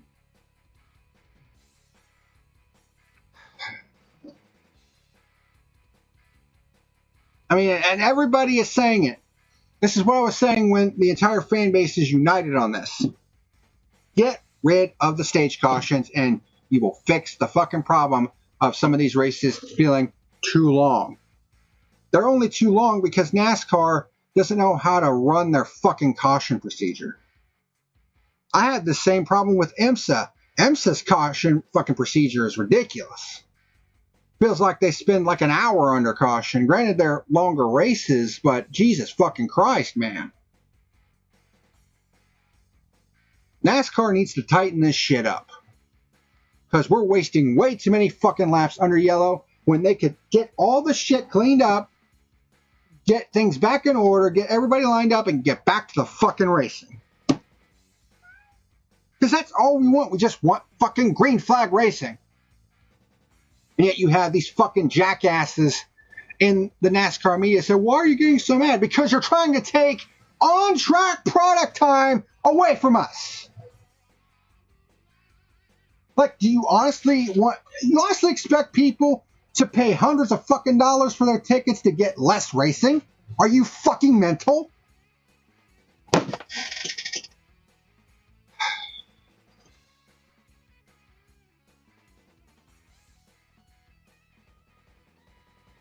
Yep, CJ and Marcus were right there with me. It's just... So yeah, NASCAR media. I mean, is it a surprise? Is it a surprise? Fuck no, because this is what they do. Jeff Gluck, though, I mean, just what the fuck, dude. I mean, I honestly had respect for Jeff because, you could certainly see the fucking bullshit that his partner from the teardown, Jordan Bianchi, was doing. You know, when we were tearing fucking Bianchi apart for some of his bullshit, but man, for Jeff to double down on his bullshit, it's just, this is one of the reasons why I just say don't trust anybody in NASCAR media because, quite frankly, it's all bought and paid for. You know, everybody from fucking Jeff Gluck and Jordan Bianchi in the teardown to fucking Kevin Harvick and Will Buxton on that Speed Channel thing that they do now. Mamba Smith, you know, fucking Dave Moody, Pete Pistone, Kenny Wallace, Kyle Petty. They're all fucking bought and paid for. You know, because they're all sucking that money cock. They all want a piece of that fucking pie. And they'll do anything they can to suck NASCAR's balls just so they can get that fat fucking paycheck.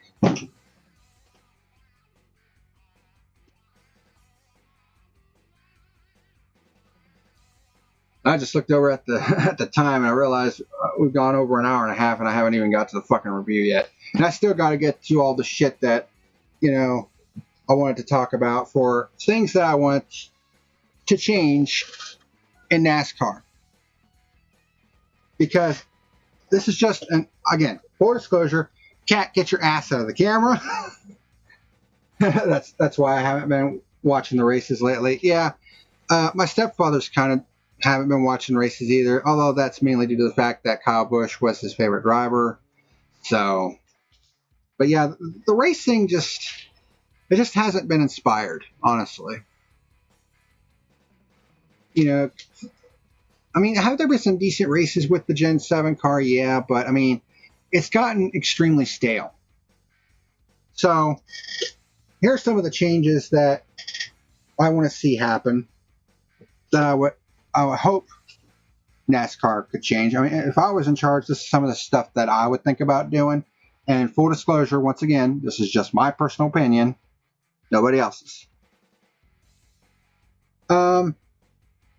First and foremost, abolish overtime. Y'all know I can't fucking stand overtime because it just becomes manufactured bullshit and it becomes a fucking crash fest. Just look at Nashville 2022. Was it Nashville 22? No, it was 2024. That's right. With that 5 overtime bullshit. And they try to glorify it. It was the most overtimes ever. It's like, why are we glorifying 5 fucking overtimes when people were literally going full fucking retard in that race? I don't get that.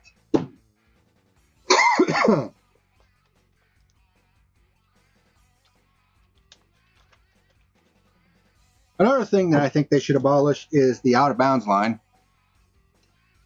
I have been along against the out-of-bounds line for a long fucking time, and the race at Atlanta a couple weeks ago was yet the latest example. Was it the correct call based on the evidence that we saw? Yeah, probably, but it still doesn't change the fact that it's a horrible rule. They tried to say, well, it's for safety reasons. It's caused more problems than it's solved. Honestly, they would be better off just getting rid of the damn rule. It's honestly, after the abolishment of the win and you're in rule, because for the longest time I consider that to be the worst rule in NASCAR, the out of bounds rule has taken that spot as the worst rule in NASCAR right now. So they need to get rid of the fucking out of bounds line.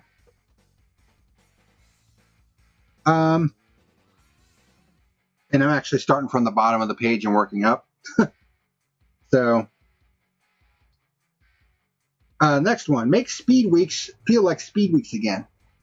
Now, obviously, they're taking steps towards that by bringing the Clash back to Daytona. So it's like, okay, now it's back to speed weeks again. At least there wasn't a lot of overtimes this year, but they need to get rid of those entirely. Yeah. To their credit, there hasn't been a whole hell of a lot of overtimes. I mean, the O'Reilly Series was on a streak of like 19 straight races, and then we had back-to-back fucking races with overtimes, including that absolute disaster that was Atlanta. Jesus. But make speed weeks again. What I mean by that is, let's have some undercard races. Y'all remember I think it was like the Battle at the Beach or something like that, where they actually had like modifieds and late models competing on a makeshift oval on the backstretch. Of course, this was back when they had the backstretch grandstands. I would say maybe do something like that. I mean, I don't know how they would make a oval. Although I guess they could do it on the backstretch once again. But they could like maybe put in some temporary seating or some shit. But, that was actually cool because it's like, hey, we got more racing at Daytona, and it makes speed weeks feel like true speed weeks. It's like I said earlier, I love the build-up of speed weeks. You have all these undercard events, and then you have the Clash, and then you have qualifying for the Daytona 500. Then you have the duels on Thursday for week 2. And then you have Arca Night in America. Well, actually, Arca Night in America was before the Clash, which is something that they need to go back to. But I hope that's something that they go back to. But then you had the duels on Thursday, then the truck race, then the O'Reilly Series race, and then the Daytona 500. I actually like the build-up of Speed Weeks.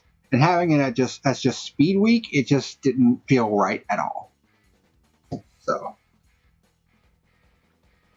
and of course, it's ironic because this next bullet point, comes as we're getting ready to go into a week off for all 3 divisions. Summer break of 2 to 3 weeks. I said 2 to 3 weeks. Honestly, 2 weeks would be fine.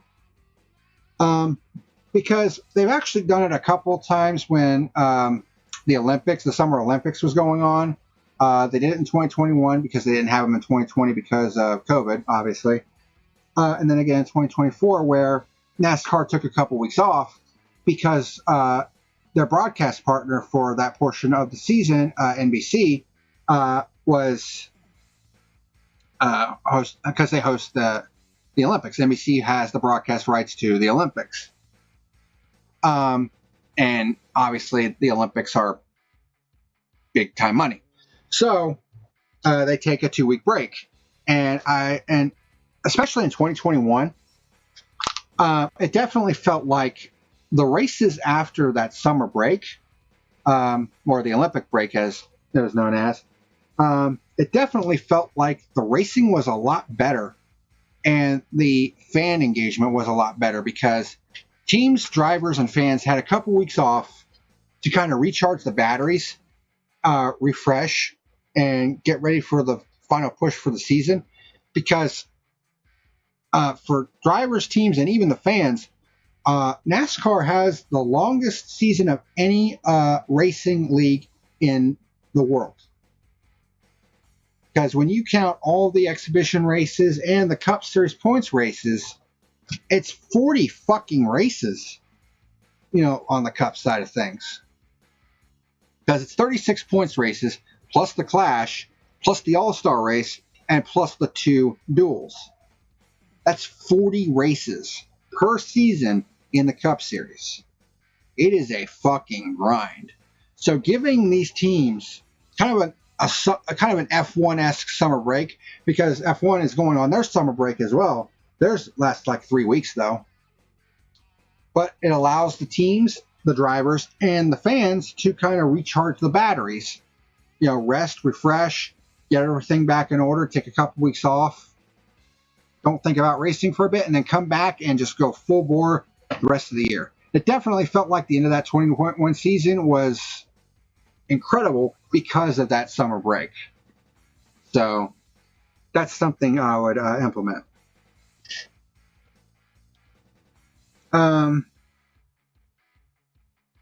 Also, we need to get when Cup makes these schedules, they really need to get better schedule logistics, because some of these spots on the schedule for some of these races just don't make any fucking sense.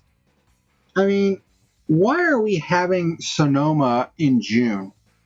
During the blustering heat of the summer months. Why not have Sonoma, and they also had San Diego as well. So I guess you could say they had a double West Coast swing this year.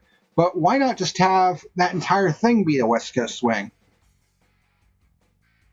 I mean, it would make a hell of a lot more sense logistically, because start at Daytona. Of course, with them Clash going back to Daytona, if they keep the same schedule this year as last year, it would be Daytona, Atlanta. So you're basically starting with back-to-back super speedway races, which is not a good idea. So, I mean, I would move Atlanta to a different portion of the season, maybe a couple weeks out. But, when you go on the West Coast swing, have Vegas, then Phoenix. Was there another track out there on the West Coast? I can't remember. But I would also include Sonoma on that in March or April, because have you seen what that track looks like during the spring months? Like, holy shit, that would be a cool place to run at, with all the greenery and shit, and also it would be a lot cooler, and a lot more people would probably be more willing to go during that time of the year instead of during the hot summer months. I mean, I think Sonoma is the weakest road course on the schedule anyways, but I mean, you want to do something to try to improve the attendance there, because let's be honest here, attendance at that track is fucking atrocious, especially compared to some of the other tracks on the schedule. You know what way you can improve the attendance at Sonoma? Put it in a different fucking spot on the schedule where it doesn't feel like you're going to get melted just from sitting in the goddamn grandstands.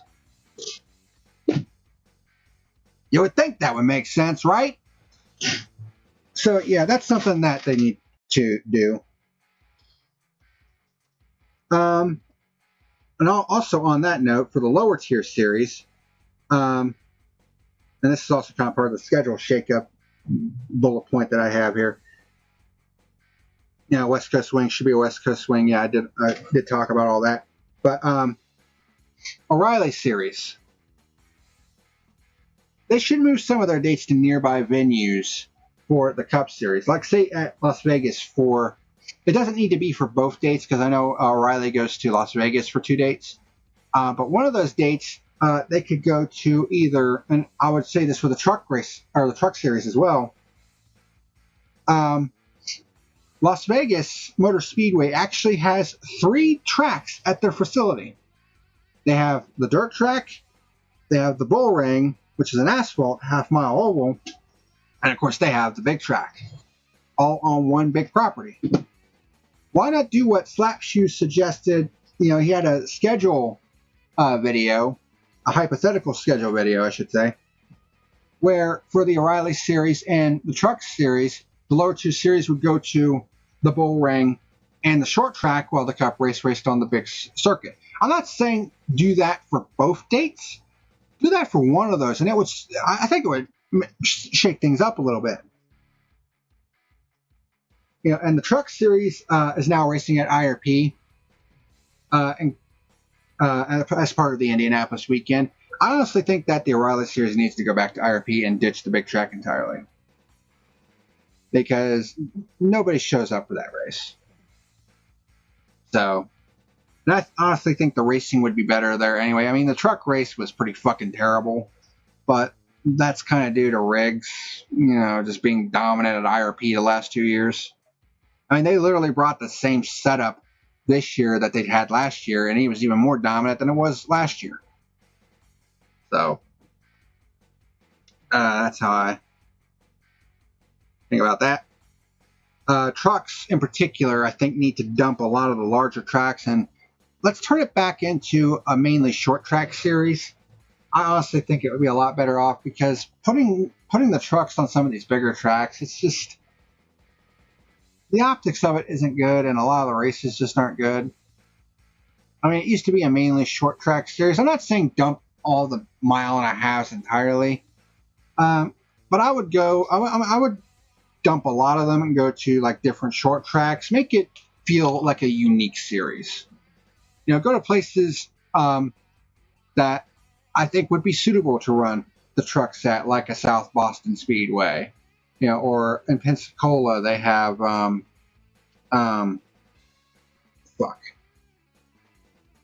what the fuck is the track? CJ or Marcus? What's the track that holds the snowball derby? I can't remember the name of the fucking track to save my life.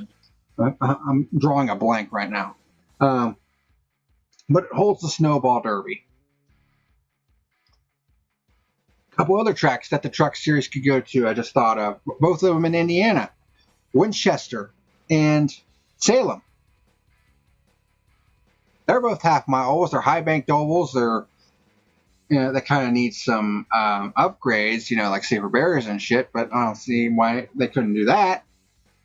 They're both half-mile short tracks. And I'm pretty sure they would kill to have, the truck series at their tracks. So that's how I feel about that. I would like to see happy hour at all tracks. They've gotten back to that sort of, because they're going back to 50-minute practices for every track except for the super speedways, but it really should be an hour long. Let's make it happy hour once again. Speed up caution procedures, get rid of stage cautions. I basically wrote in capital letters, get rid of stage cautions. Like that. And of course, we've talked about that. Get rid of this Gen 7 car. Like, the Gen 7 car is a fucking failure. Five Flag Speedway in Pensacola. I know it was in Pensacola, I just couldn't remember the name of the damn track. Thank you, Marcus. Five Flag Speedway in Pensacola. That would be a cool track for, the truck series to go to. So, they are going back to St. Petersburg, so I actually don't mind them going back to St. Petersburg. I think having a couple road courses as well to kind of balance things out is fine too. But I think the truck series could truly have like a real nice balanced schedule, because they're going back to St. Petersburg next year, which I'm fine with, because the race this year was actually pretty damn good. They're going back to IRP. I think they could stand to go to a few more short tracks that are kind of in the same general area as Cup. I think they could do that. Kind of limit some of the big tracks, because I think they just go to way too many of the big tracks, especially for the fact that the truck series teams don't make a whole hell of a lot of money. Purse money is not going to pay for a lot of the shit that they have to run. So I think it would be better for them, cost-wise, to go to short tracks. Also, as another thing, as we're talking about stages, and get rid of stage breaks, I would still keep stages for the purposes of awarding points, and that's something else I'm going to talk about here in a minute. It's actually the last thing I'm going to talk about, and it's part of the thing that I want to show you. But there is no need to run 3 stages in the truck series. The truck series races, a lot of them are too damn short to warrant 3 stages. O'Reilly, I can see, because some of the races are 250, 300 miles. A lot of times the truck series has 150, 200 mile, or 200 lap races. Occasionally they'll have a 250 miler like at Daytona, but let's be honest here, they don't need to run 3 stages. And that's how I feel about that. This is kind of a big change, and this is kind of something that would probably be kind of divisive, but I mean, honestly, I think it would be kind of a cool thing. And it would also get the engineers kind of back into the fray, because with this Gen 7 car, I mean, Kyle Busch said it best, they're basically Walmart cars. You know, they're basically all the same. There's nothing different about them. And it shows in the racing. It's the racing product just fucking sucks. So the Gen 8 car, I think, should have some characteristics of the O'Reilly Series car or the Gen 4 car. I would still keep all the safety characteristics, because obviously. But I think the Gen 8 car should take characteristics from either the Gen 4 Cup car or the current O'Reilly Series car. With a few things. Allow for... I honestly think they need to get rid of some of the rules for when it pertains to their cars.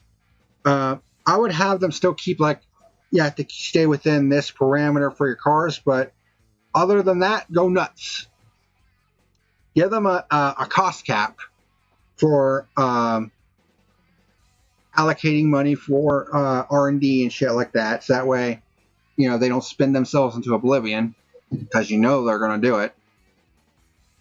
I mean, how do you think they got into this situation in the first place, being, you know, barely able to break even, not even be able to break even if you're the most successful team in NASCAR, because they fucking spin themselves into oblivion trying to stay in front of the competition.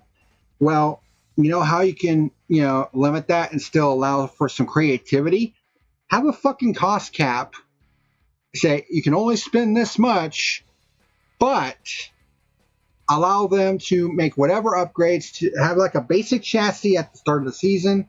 Like, you have to have all these parameters and all this other shit. But you can have any kind of upgrades and shit you can put on the car, just so long as you don't go over the cost cap or anything of that nature. Because all that shit, you know, for R&D and shit like that, I honestly think that would make things a lot more interesting, because it's like, what would these teams come up with within the cost cap to try to best the competition? You know, and if you have some of the smartest engineers in the business, you know, trust me, they'll come up with ways to, like, very creative ways to put stuff on the car, but do it in a way that doesn't cost a hell of a lot of money. I mean, how the fuck do you think people like, you know, Junior Johnson and guys like Smokey Yunick, you know, got their names in NASCAR? You know?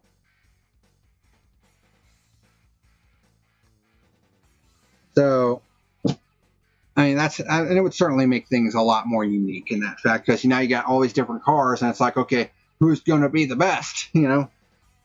And it adds to the competitive aspect of that as well. At least that's, again, it's in theory. Will it actually happen? Probably not. But last thing is a new point system. I understand that they changed it to where the winner gets more points, a hell of a lot more points, to make wins important, but not overly so. Because I've always been an advocate of wins being super important, because you should get a shit ton of points for winning the race, but they went overboard with it with the win you're in, where it became the end all be all, and it should have never gotten that far. So I still think, though, that, you know, you have stage points and, you know, all that stuff, but it's still just 1 point per position. And while that's simple, I mean, I'm just not a fan of it personally. because having just 1 point per position, it makes the positions really don't, other than the win, they don't feel any different from one another. I mean, certain positions should mean more than others. Second should mean more than third, a lot more than third, because, you're right there next to the leader, and so on and so forth. And also, yes, they have the fastest lap bonus point, but they changed the rule to where if you take your car to the garage, you're no longer eligible for the fastest lap bonus point, which is about the dumbest fucking rule that they came up with. And it's like, well, what's the fucking point even having the fastest lap point then? Like, so fucking dumb, man. I mean, it's nice that they put it in because, I've always been an advocate for bonus points, and then they just decide, oh, we're just going to shoot ourselves in the foot. NASCAR at times just can't get out of their own fucking way.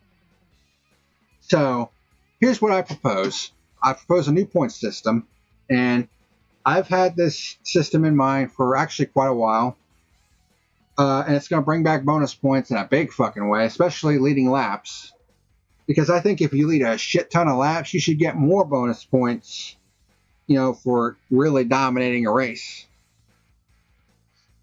Because, if you do well in a race, then you should be rewarded for it. Not to mention the fact that it's a great incentive for drivers to race harder to try to get those points, because it's all about the championship points. And if you score the most points, you're the champion. Pretty simple concept, right? So,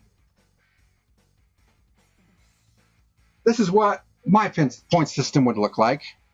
Is it perfect? No, but no point system is.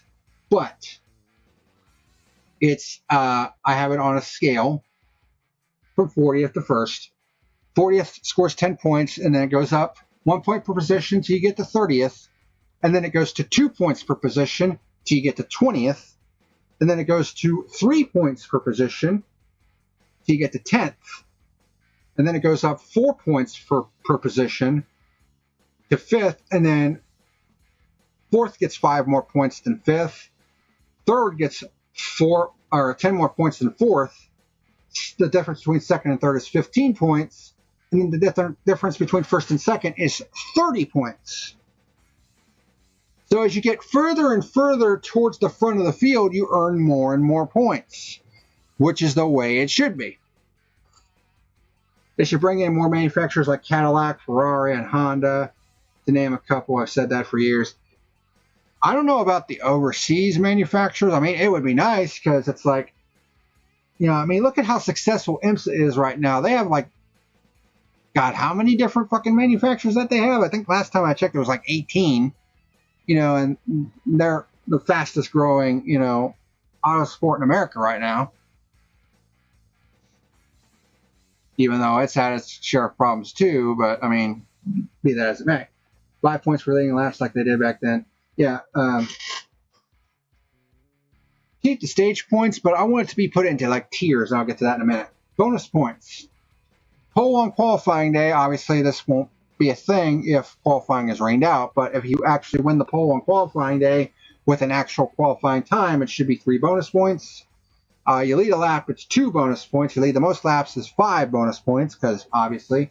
But going further into that, this is where I talk about where if you lead a large chunk of the race, then you should also be rewarded for that. You lead 25% of the total laps, you get 5 bonus points. You lead 50% of the total laps, you get another 15 points added on top. So that's 20 points that you would earn. And then if you lead 75% of the total laps, you get another 25 bonus points. That's 45 bonus points you would get right there if you lead 75% of the total laps, which is what Lane Riggs would have gotten because he led all but 2 laps in the truck race. And then the fastest lap, you would get 2 bonus points. For the stage points, I would break it up into tiers. So based on, because, they sometimes have stage 1 be a certain distance, and then stage 2 or vice versa be a longer distance than stage 1. And having both stages in that case be the same, award the same number of points, I think is kind of stupid. So for the first stage, or the stage that has the least amount of laps, I would call it Tier 0, which is the standard number of points, which is what you see today. First is 10, all the way down to 10th for 1. So 1 point per position, basically. Now, for Tier 1, if it's at least 25 miles, if the second stage is at least 25 miles longer, 25 miles, not 25 laps, 25 miles longer than the first stage, then it would go to Tier 1. If it's less than that, it would stay at Tier 0. If it's between 25 and 50 miles, it goes to Tier 1, where the winner of the stage would get 15 points, second 12, third 10, fourth 8, fifth 6, and then 1 point per position thereafter. Now, in some rare cases, like at Talladega, if one stage is longer than the other stage by more than 50 miles, then instead of 10 drivers, it's 12 drivers who get points. So that adds a couple more drivers to the mix to get championship points. And the point system for Tier 2, it's basically the same as Forza Horizon, basically, where it's 20 points for win and then 16 for second. So you would still get more than second for the Tier 2. And then 14, 12, 10, 8, 6, and then 1 point thereafter, all the way down to 12th instead of 10th.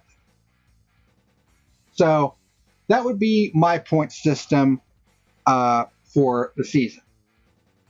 And let's see, how many points would be up for grabs with a system like this? I know that the 600 has 4 stages, so it kind of skews things. So I'm going to take a look at things from a regular perspective. So 150 for the win, 3 for the for pole, 2 for leading a lap, 5 for most laps, 5 for total laps, or 25% total laps, 15, it's 25, plus 2. And assuming that you get maximum points for Tier 0 and Tier 2, so that's plus 30. That's 237 total points that are up for grabs with this system. And you could score as little as 10. So, yeah, I think this system would award not only consistency, but also excellence. Because, like I said, this system is scaled. It definitely is a bit of a Winston Cup-esque system, but you can see the points get bigger, and there's bigger gaps between the positions the further up the scale you go. Like at the back of the pack, you only get 1 point per position, but as you get closer to the front, which is where you want to be, you get more and more and more and more points. Whereas as soon as you get to the top 5, all of a sudden the points jumps get bigger and bigger and bigger, which is the way it should be.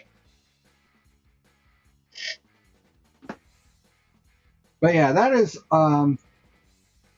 some of the changes that I would personally make, and this was all the notes that I had written down to do all this with.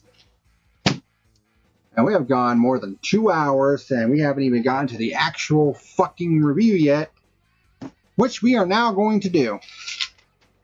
And the sad thing is, the review itself is going to probably not take that long. Because, I mean, what else would you expect from this race? You know, Carson Hocevar, who actually ended up winning the pole for this race, even said himself that it is virtually impossible to pass here. And what ends up happening?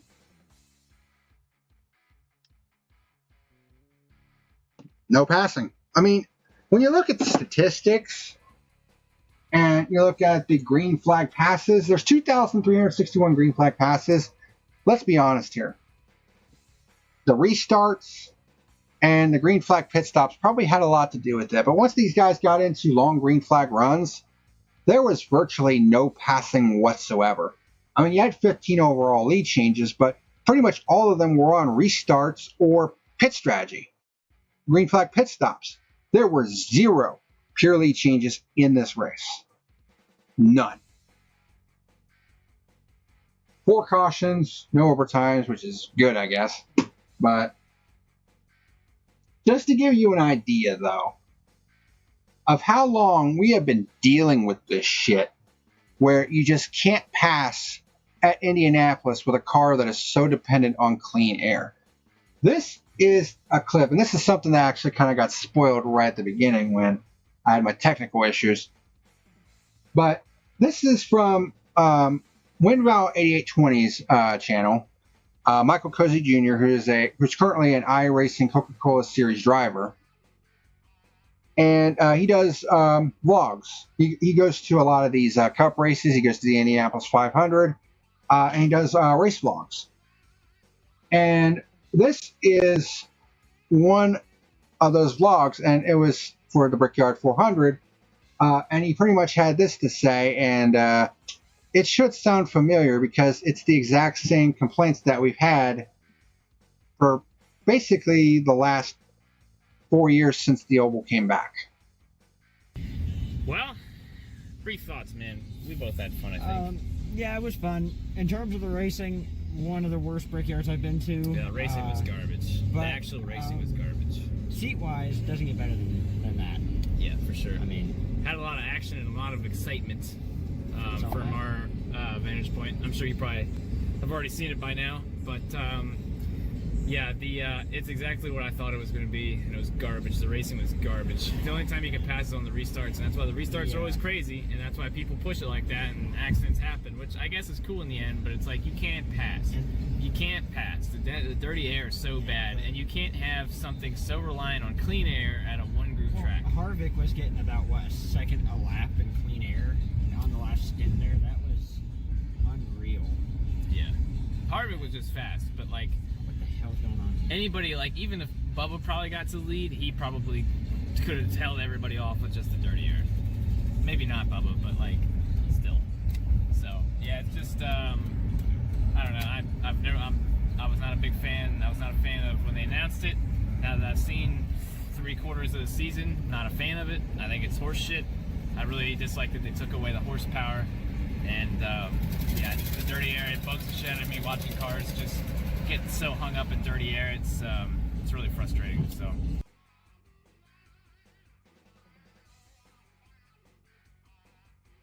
Would you believe me if I told you that vlog was from 2019? The 2019 Brickyard 400. And a lot of the things that he said, you can't pass with this car. The only time you could really pass someone was on the restarts, and that's why restarts were crazy. Doesn't that kind of sound like what we saw today in this year's Brickyard 400? Where you couldn't pass with this car to save your fucking life, and people were super aggressive, making insane blocks, you know, trying to do dive bombs on the restarts because every motherfucker in that race knew that you just could not pass with this car. We have literally been dealing with this shit for at least 7 years. And yet NASCAR just refuses to make any sort of fucking changes to this car. Unacceptable. Unacceptable.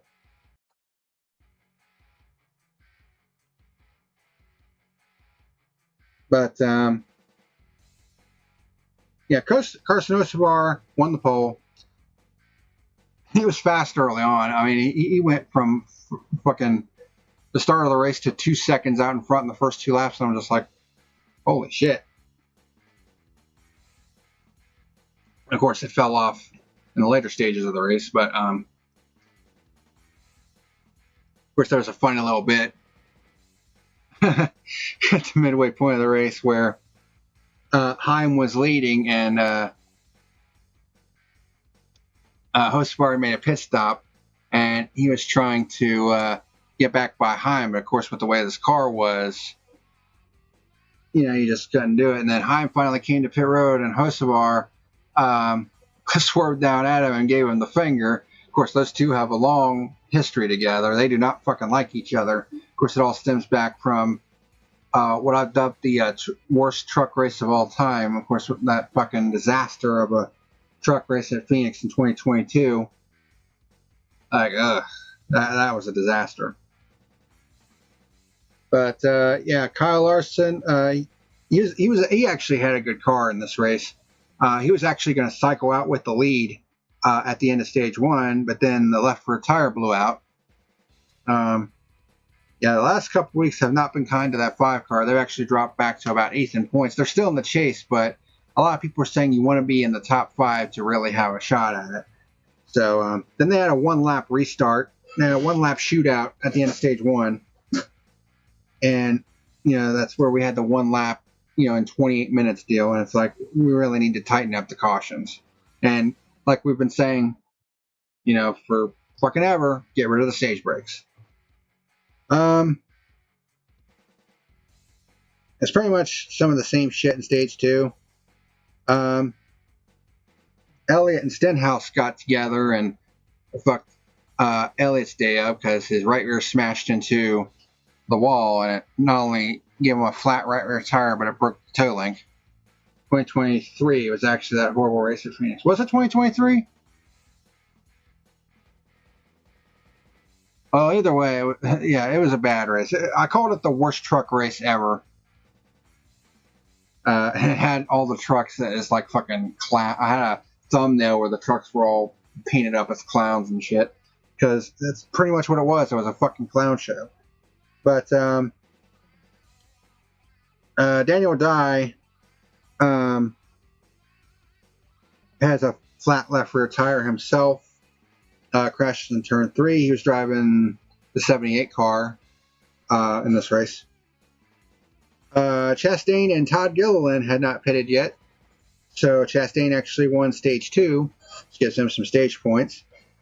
Should be important to note that Todd Gilliland was racing Ryan Blaney in the in-season challenge.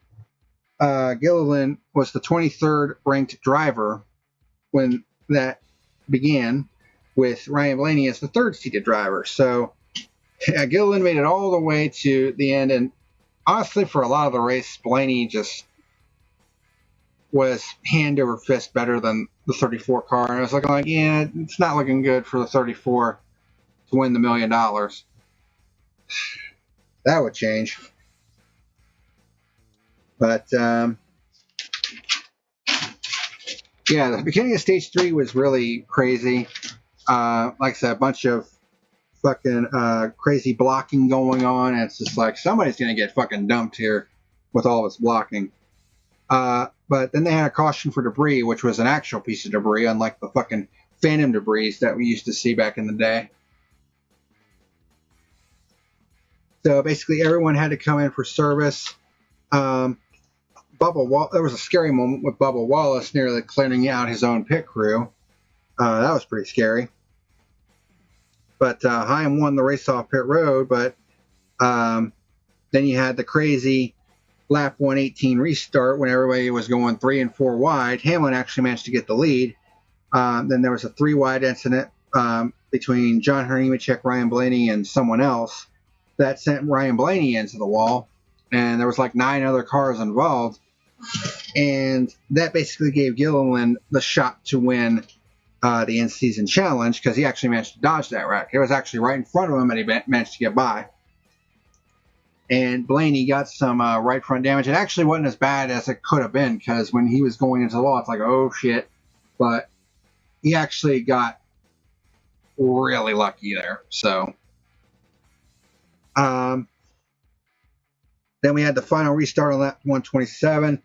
Hamlin looked like he had a shot to finally get the Brickyard 400 win, but Heim got a much better restart. He actually got here's the thing with that final restart. Hamlin had Bell and Briscoe, his 2 teammates, lined up behind him. So you would think, well, they would work together to try to get, Hamlin out in front. And they were just not connected whatsoever. Whereas meantime, Corey Heim got a much better restart, because I believe he got a push from Joey Logano, if memory serves, and got him out in front. And that was pretty much all she wrote. Although Heim had a very loose race car, and you could see it. Like the back end was dancing all over the place, and that was allowing Bell to catch him. And then Joey Logano, who had basically been nowhere this entire race, all of a sudden, because of some strategy, got 2 tires, which is why Ryan Preece's decision to get 4 tires, even though he didn't need as much fuel as the others. He was basically on the same strategy as Heim. They decided to get 4 tires, and it was just like, that was not the move at all. So they're going to rue the decision on that one. But Heim got out to the lead. Bell was catching him. And then Logano started catching the both of them. But as soon as they got to that 3/10 bubble, once again, they just could not do a damn thing. There was one instance where Bell actually had a legitimate shot at Heim. And that was with a couple laps to go when Heim missed the entry to turn 1 because the car was, like I said, really loose. He was having to manhandle that car. And Bell actually got the run off turn 2 and actually forced Heim to make a protective block. It was proactive, not reactive as it usually was. And Bell actually had a run to the outside. But again, when they went into turn 3, hit all that dirty air, and all of a sudden, Bell was 5/10 back once again. And that was pretty much his last shot at it. And Corey Heim, in just 15, this is just his 15th start, the first guy since A.J. Foyt in the 60s to do this. He wins his 2nd career Cup Series race in just his 15th start.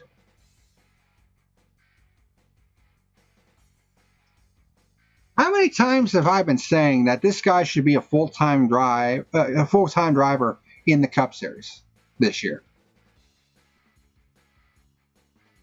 How many times have I been saying that ever since he won the truck title last year, and the news came out that he was not going to have a full-time ride anywhere for 2026? I'm just like, what the fuck? Like, are you kidding me? And some people are going to put, well, he doesn't bring in the sponsorship. Who fucking cares? The dude is clearly a generational talent. Look what he's done in a part-time car. Like, this is the most exposure that the number 67 has ever had in NASCAR. With Corey Heim behind the wheel. Like, let's put this in perspective. Joe Gibbs Racing, probably the biggest botch in the history of NASCAR, not hiring Corey Heim. And of course, we've all heard the rumors about, stemming from the rivalry that Heim and Gibbs supposedly had in ARCA, and the fact that Ty Gibbs didn't want to have Corey Heim at the team because he's just a, fucking stupid prick-ass bastard that has his panties up in a fucking bunch because of something that happened in ARCA of all fucking places. So that's probably one of the big reasons why Corey Heim did not get a ride with Joe Gibbs Racing, and it's just like, that you're a fucking idiot.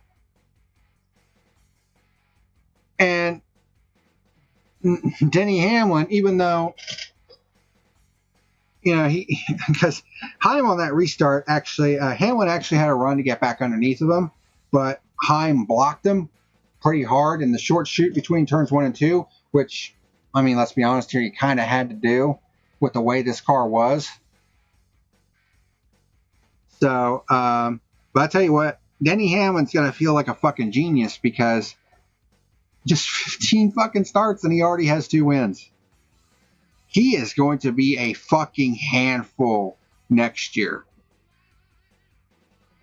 Like, if this is the type of thing that we're going to be seeing a lot of Corey Heim in 2027 and beyond. So Denny Hamlin's got to feel like a fucking genius because it's like, yeah, we're taking that guy. Because let's be honest here, Riley Herbst, has he improved this year? Yeah, but let's be completely honest here. He's nothing but a fucking pay driver. And it was time that they got someone else in that car that would actually live up to, what 2311 has accomplished this year, especially with, Tyler Reddick winning 5 of the first 9 races. Now you have Corey Heim doing this on a part-time basis. How many times have I said that this guy needs to be full-time in Cup? and he is going to be full-time in Cup next year, and oh boy, he's going to be a hard man to handle from 2027 into the future.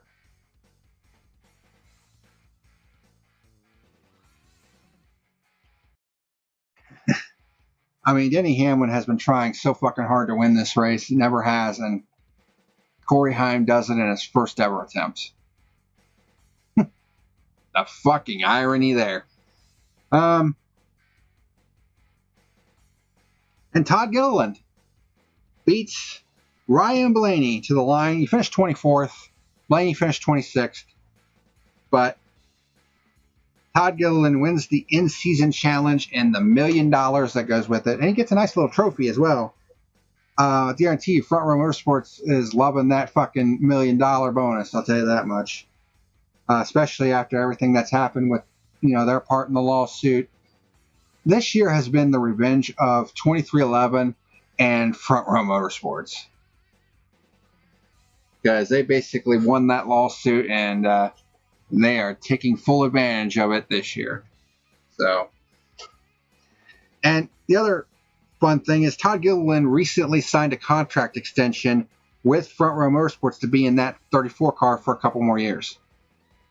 And then goes out and wins the in-season challenge. So, good for Todd Gilliland winning that $1 million. I'm pretty sure he would rather have finished a bit better than 24th, but, I mean, the whole objective was, in the in-season challenge, was to beat Ryan Blaney, regardless of finishing position. And he did it. So, I think it's a cool little deal. I mean, does it really mean much in the grand scheme of things? Maybe not, but I mean, for that team and $1 million, it may not be a whole lot of money nowadays, but I mean, that's still, for a team like Front Row Motorsports, that's still a lot of fucking money. So, hey, good job to Todd Gilliland and the 34 team. Got a little lucky, thanks to John Hunter Nemechek, but, still got the job done regardless.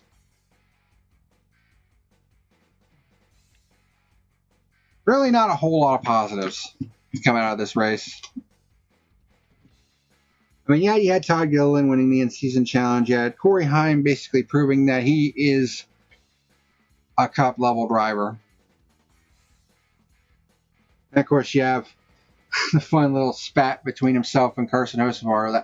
That rivalry, I mean, it has all the fucking potential in the world. I mean, if the two of them start winning races and competing against each other for championships and race wins and all that stuff, and these two are able to keep this rivalry going, this rivalry could feed families. And honestly, we need a huge fucking rivalry, to get interest back into the sport. Hocevar, the Hurricane, and Heim time? Hurricane versus Heim time. A rivalry that extends all the way back to that godforsaken truck finale all those years ago. Yeah.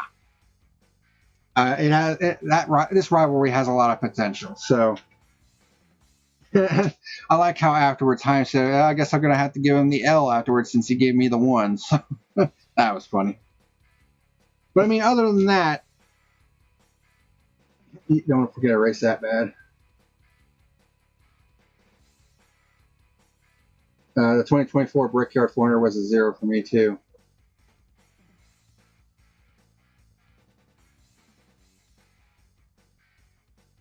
Oh, yeah. I did give it a 0, didn't I? It was either 0 or 1. I said, yeah, we needed the break. We needed the Olympic break because, God, that was fucking terrible. But honestly, ever since they went back to the Oval, the racing has been terrible. And it has to do with the fucking car. It's like I said, they need to do something because, they need to get rid of that fucking diffuser because it just creates so much dirty air. I mean, air blocking has basically become a term in NASCAR, and it honestly shouldn't be. I mean, it's like that clip that I played. You can't pass, you can't have a car that is that reliant on clean air at a one-groove fucking track. And it proved it once again today.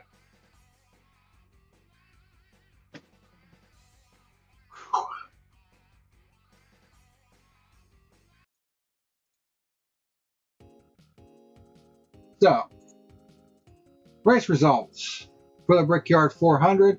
Corey Heim with the victory. He actually led the most laps. He led 4 times for 58 laps and ended up with the fastest lap bonus, even though he's not eligible for points because he kind of declared for points in the Truck Series.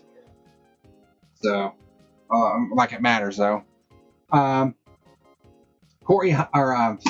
Christopher Bell.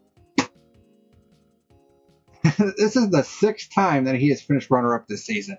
That has got to be burning his ass right now. Logano 3rd. Chase. God. If Logano would have won this race, I would have thrown something through my TV. Chase Briscoe in 4th. Denny Hamlin 5th. Still without a Brickyard 400 victory. Rest of the top 10. Brad Keselowski. Josh Berry with a top 10 run. God, they needed this one. That 21 has been so bad this year. I mean, you can look at the 88 car being terrible this year. Of course, they're having a lot of bad luck. But Josh Berry is definitely on that list as well, and they needed a good run. Ryan Preece, I'll guarantee you that 60 team is ruining the decision to go with 4 tires.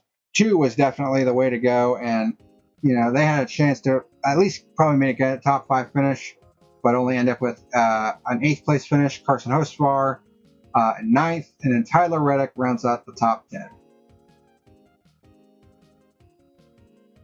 Point standings. 4 races to go before the chase. We have Iowa, we have Richmond, we have New Hampshire, and then Daytona. And of course, that's coming after the week off. Hamlin continues to lead the way. He has an 84-point edge over Tyler Reddick. Hamlin, Reddick, Blaney, and Ty Gibbs are now mathematically locked into the chase. So they don't have to worry about that anymore. Now it's all about seeding and getting the bonus points for the seeding. Because if you win the regular season, basically you get 25 bonus points, which is a pretty big deal. Carson Hocevar moves into the top 5 in points because Chase Elliott had his problems. So he drops to 6th in points. Chase Briscoe 7th. Kyle Larson drops all the way to 8th after his tire failure that took him out of the race early. Chris Buescher and Christopher Bell round out the top 10. Then the rest of the guys that are in the chase right now: Daniel Suarez, William Byron, Joey Logano, Bubba Wallace, Shane Van Gisbergen, and Austin Cindric. Austin Cindric's the last guy in. Ryan Preece, first guy out. He is 38 points back of Cindric with 4 races to go. But as we've seen from Denny Hamlin and also from Joey Logano, no points deficit is too big to overcome. So Cindric might have that final spot right now, but I wouldn't be getting too comfortable, especially with Daytona lurking on the horizon. Be thankful that Mr. Clean Reject didn't win. Yep. Yeah, I didn't want to deal with that fucking back-to-back races because, God, I can't stand that guy. Yeah, as for my final rating for this race was fucking garbage. But, I mean, are we really surprised at this point? Like, this may be a crown jewel race, but it is a crown jewel race in the barest term. You know, it is easily the weakest crown jewel of the 4 by far. I mean, I don't know what the hell they have to do, but they need to do something because what they're doing right now just is not working. Like, this race was fucking garbage. Like, literally, the only things of salient value for me were Corey Heim getting his 2nd win. You know, the rivalry between himself and Hocevar, which is something that I would like to see develop over the course of the next couple of years. And Todd Gilliland winning the in-season challenge. Other than that, this race fucking sucked. My final rating for this race is a 1. Like, literally, the 1 point is just all of them things that I talked about. Like, literally, nobody could pass. I mean, this race was fucking trash. So, and that's all I got to say about that. So, well, I told you this was going to be a long one. 2.5 fucking hour video. Holy shit. It's the longest fuel review I've done in a while. Not since the Denny Hamlin disqualification at Pocono a couple years ago have I done a fuel review this long. But like I said, there was so much to talk about tonight. So many news stories, so much bullshit in the NASCAR media. And of course, a lot of stuff that I wanted to talk about outside of that. So, yeah, long night tonight. It's the longest episode of the field since the 2022 Pocono race. Yeah, exactly. That's what I was referring to. What a fucking video that was. I mean, it was just such a shocker, you know, with the disqualification of not only Denny Hamlin, but Kyle Busch, who finished second. And Chase Elliott, who finished third, ended up with the win. So, yeah. Whew, what a long fucking live stream this has been. But for those that have stuck it out, obviously CJ and Marcus, who have been two of my longtime viewers, appreciate you guys sticking it out through this whole review. There's a lot to go through. Mr. Clean Reject. Yep. That's what I've come to talk. I realize it's because of his alopecia, but my mother also said it. He looks ridiculous. He really does. Looks like a failed clone of Mr. Clean, you know. But, you know, it's whatever at this point. But anywho, that's going to do it for this edition of The Fuel. We get the next week off from all this shit, so no reviews next week. All three series are off.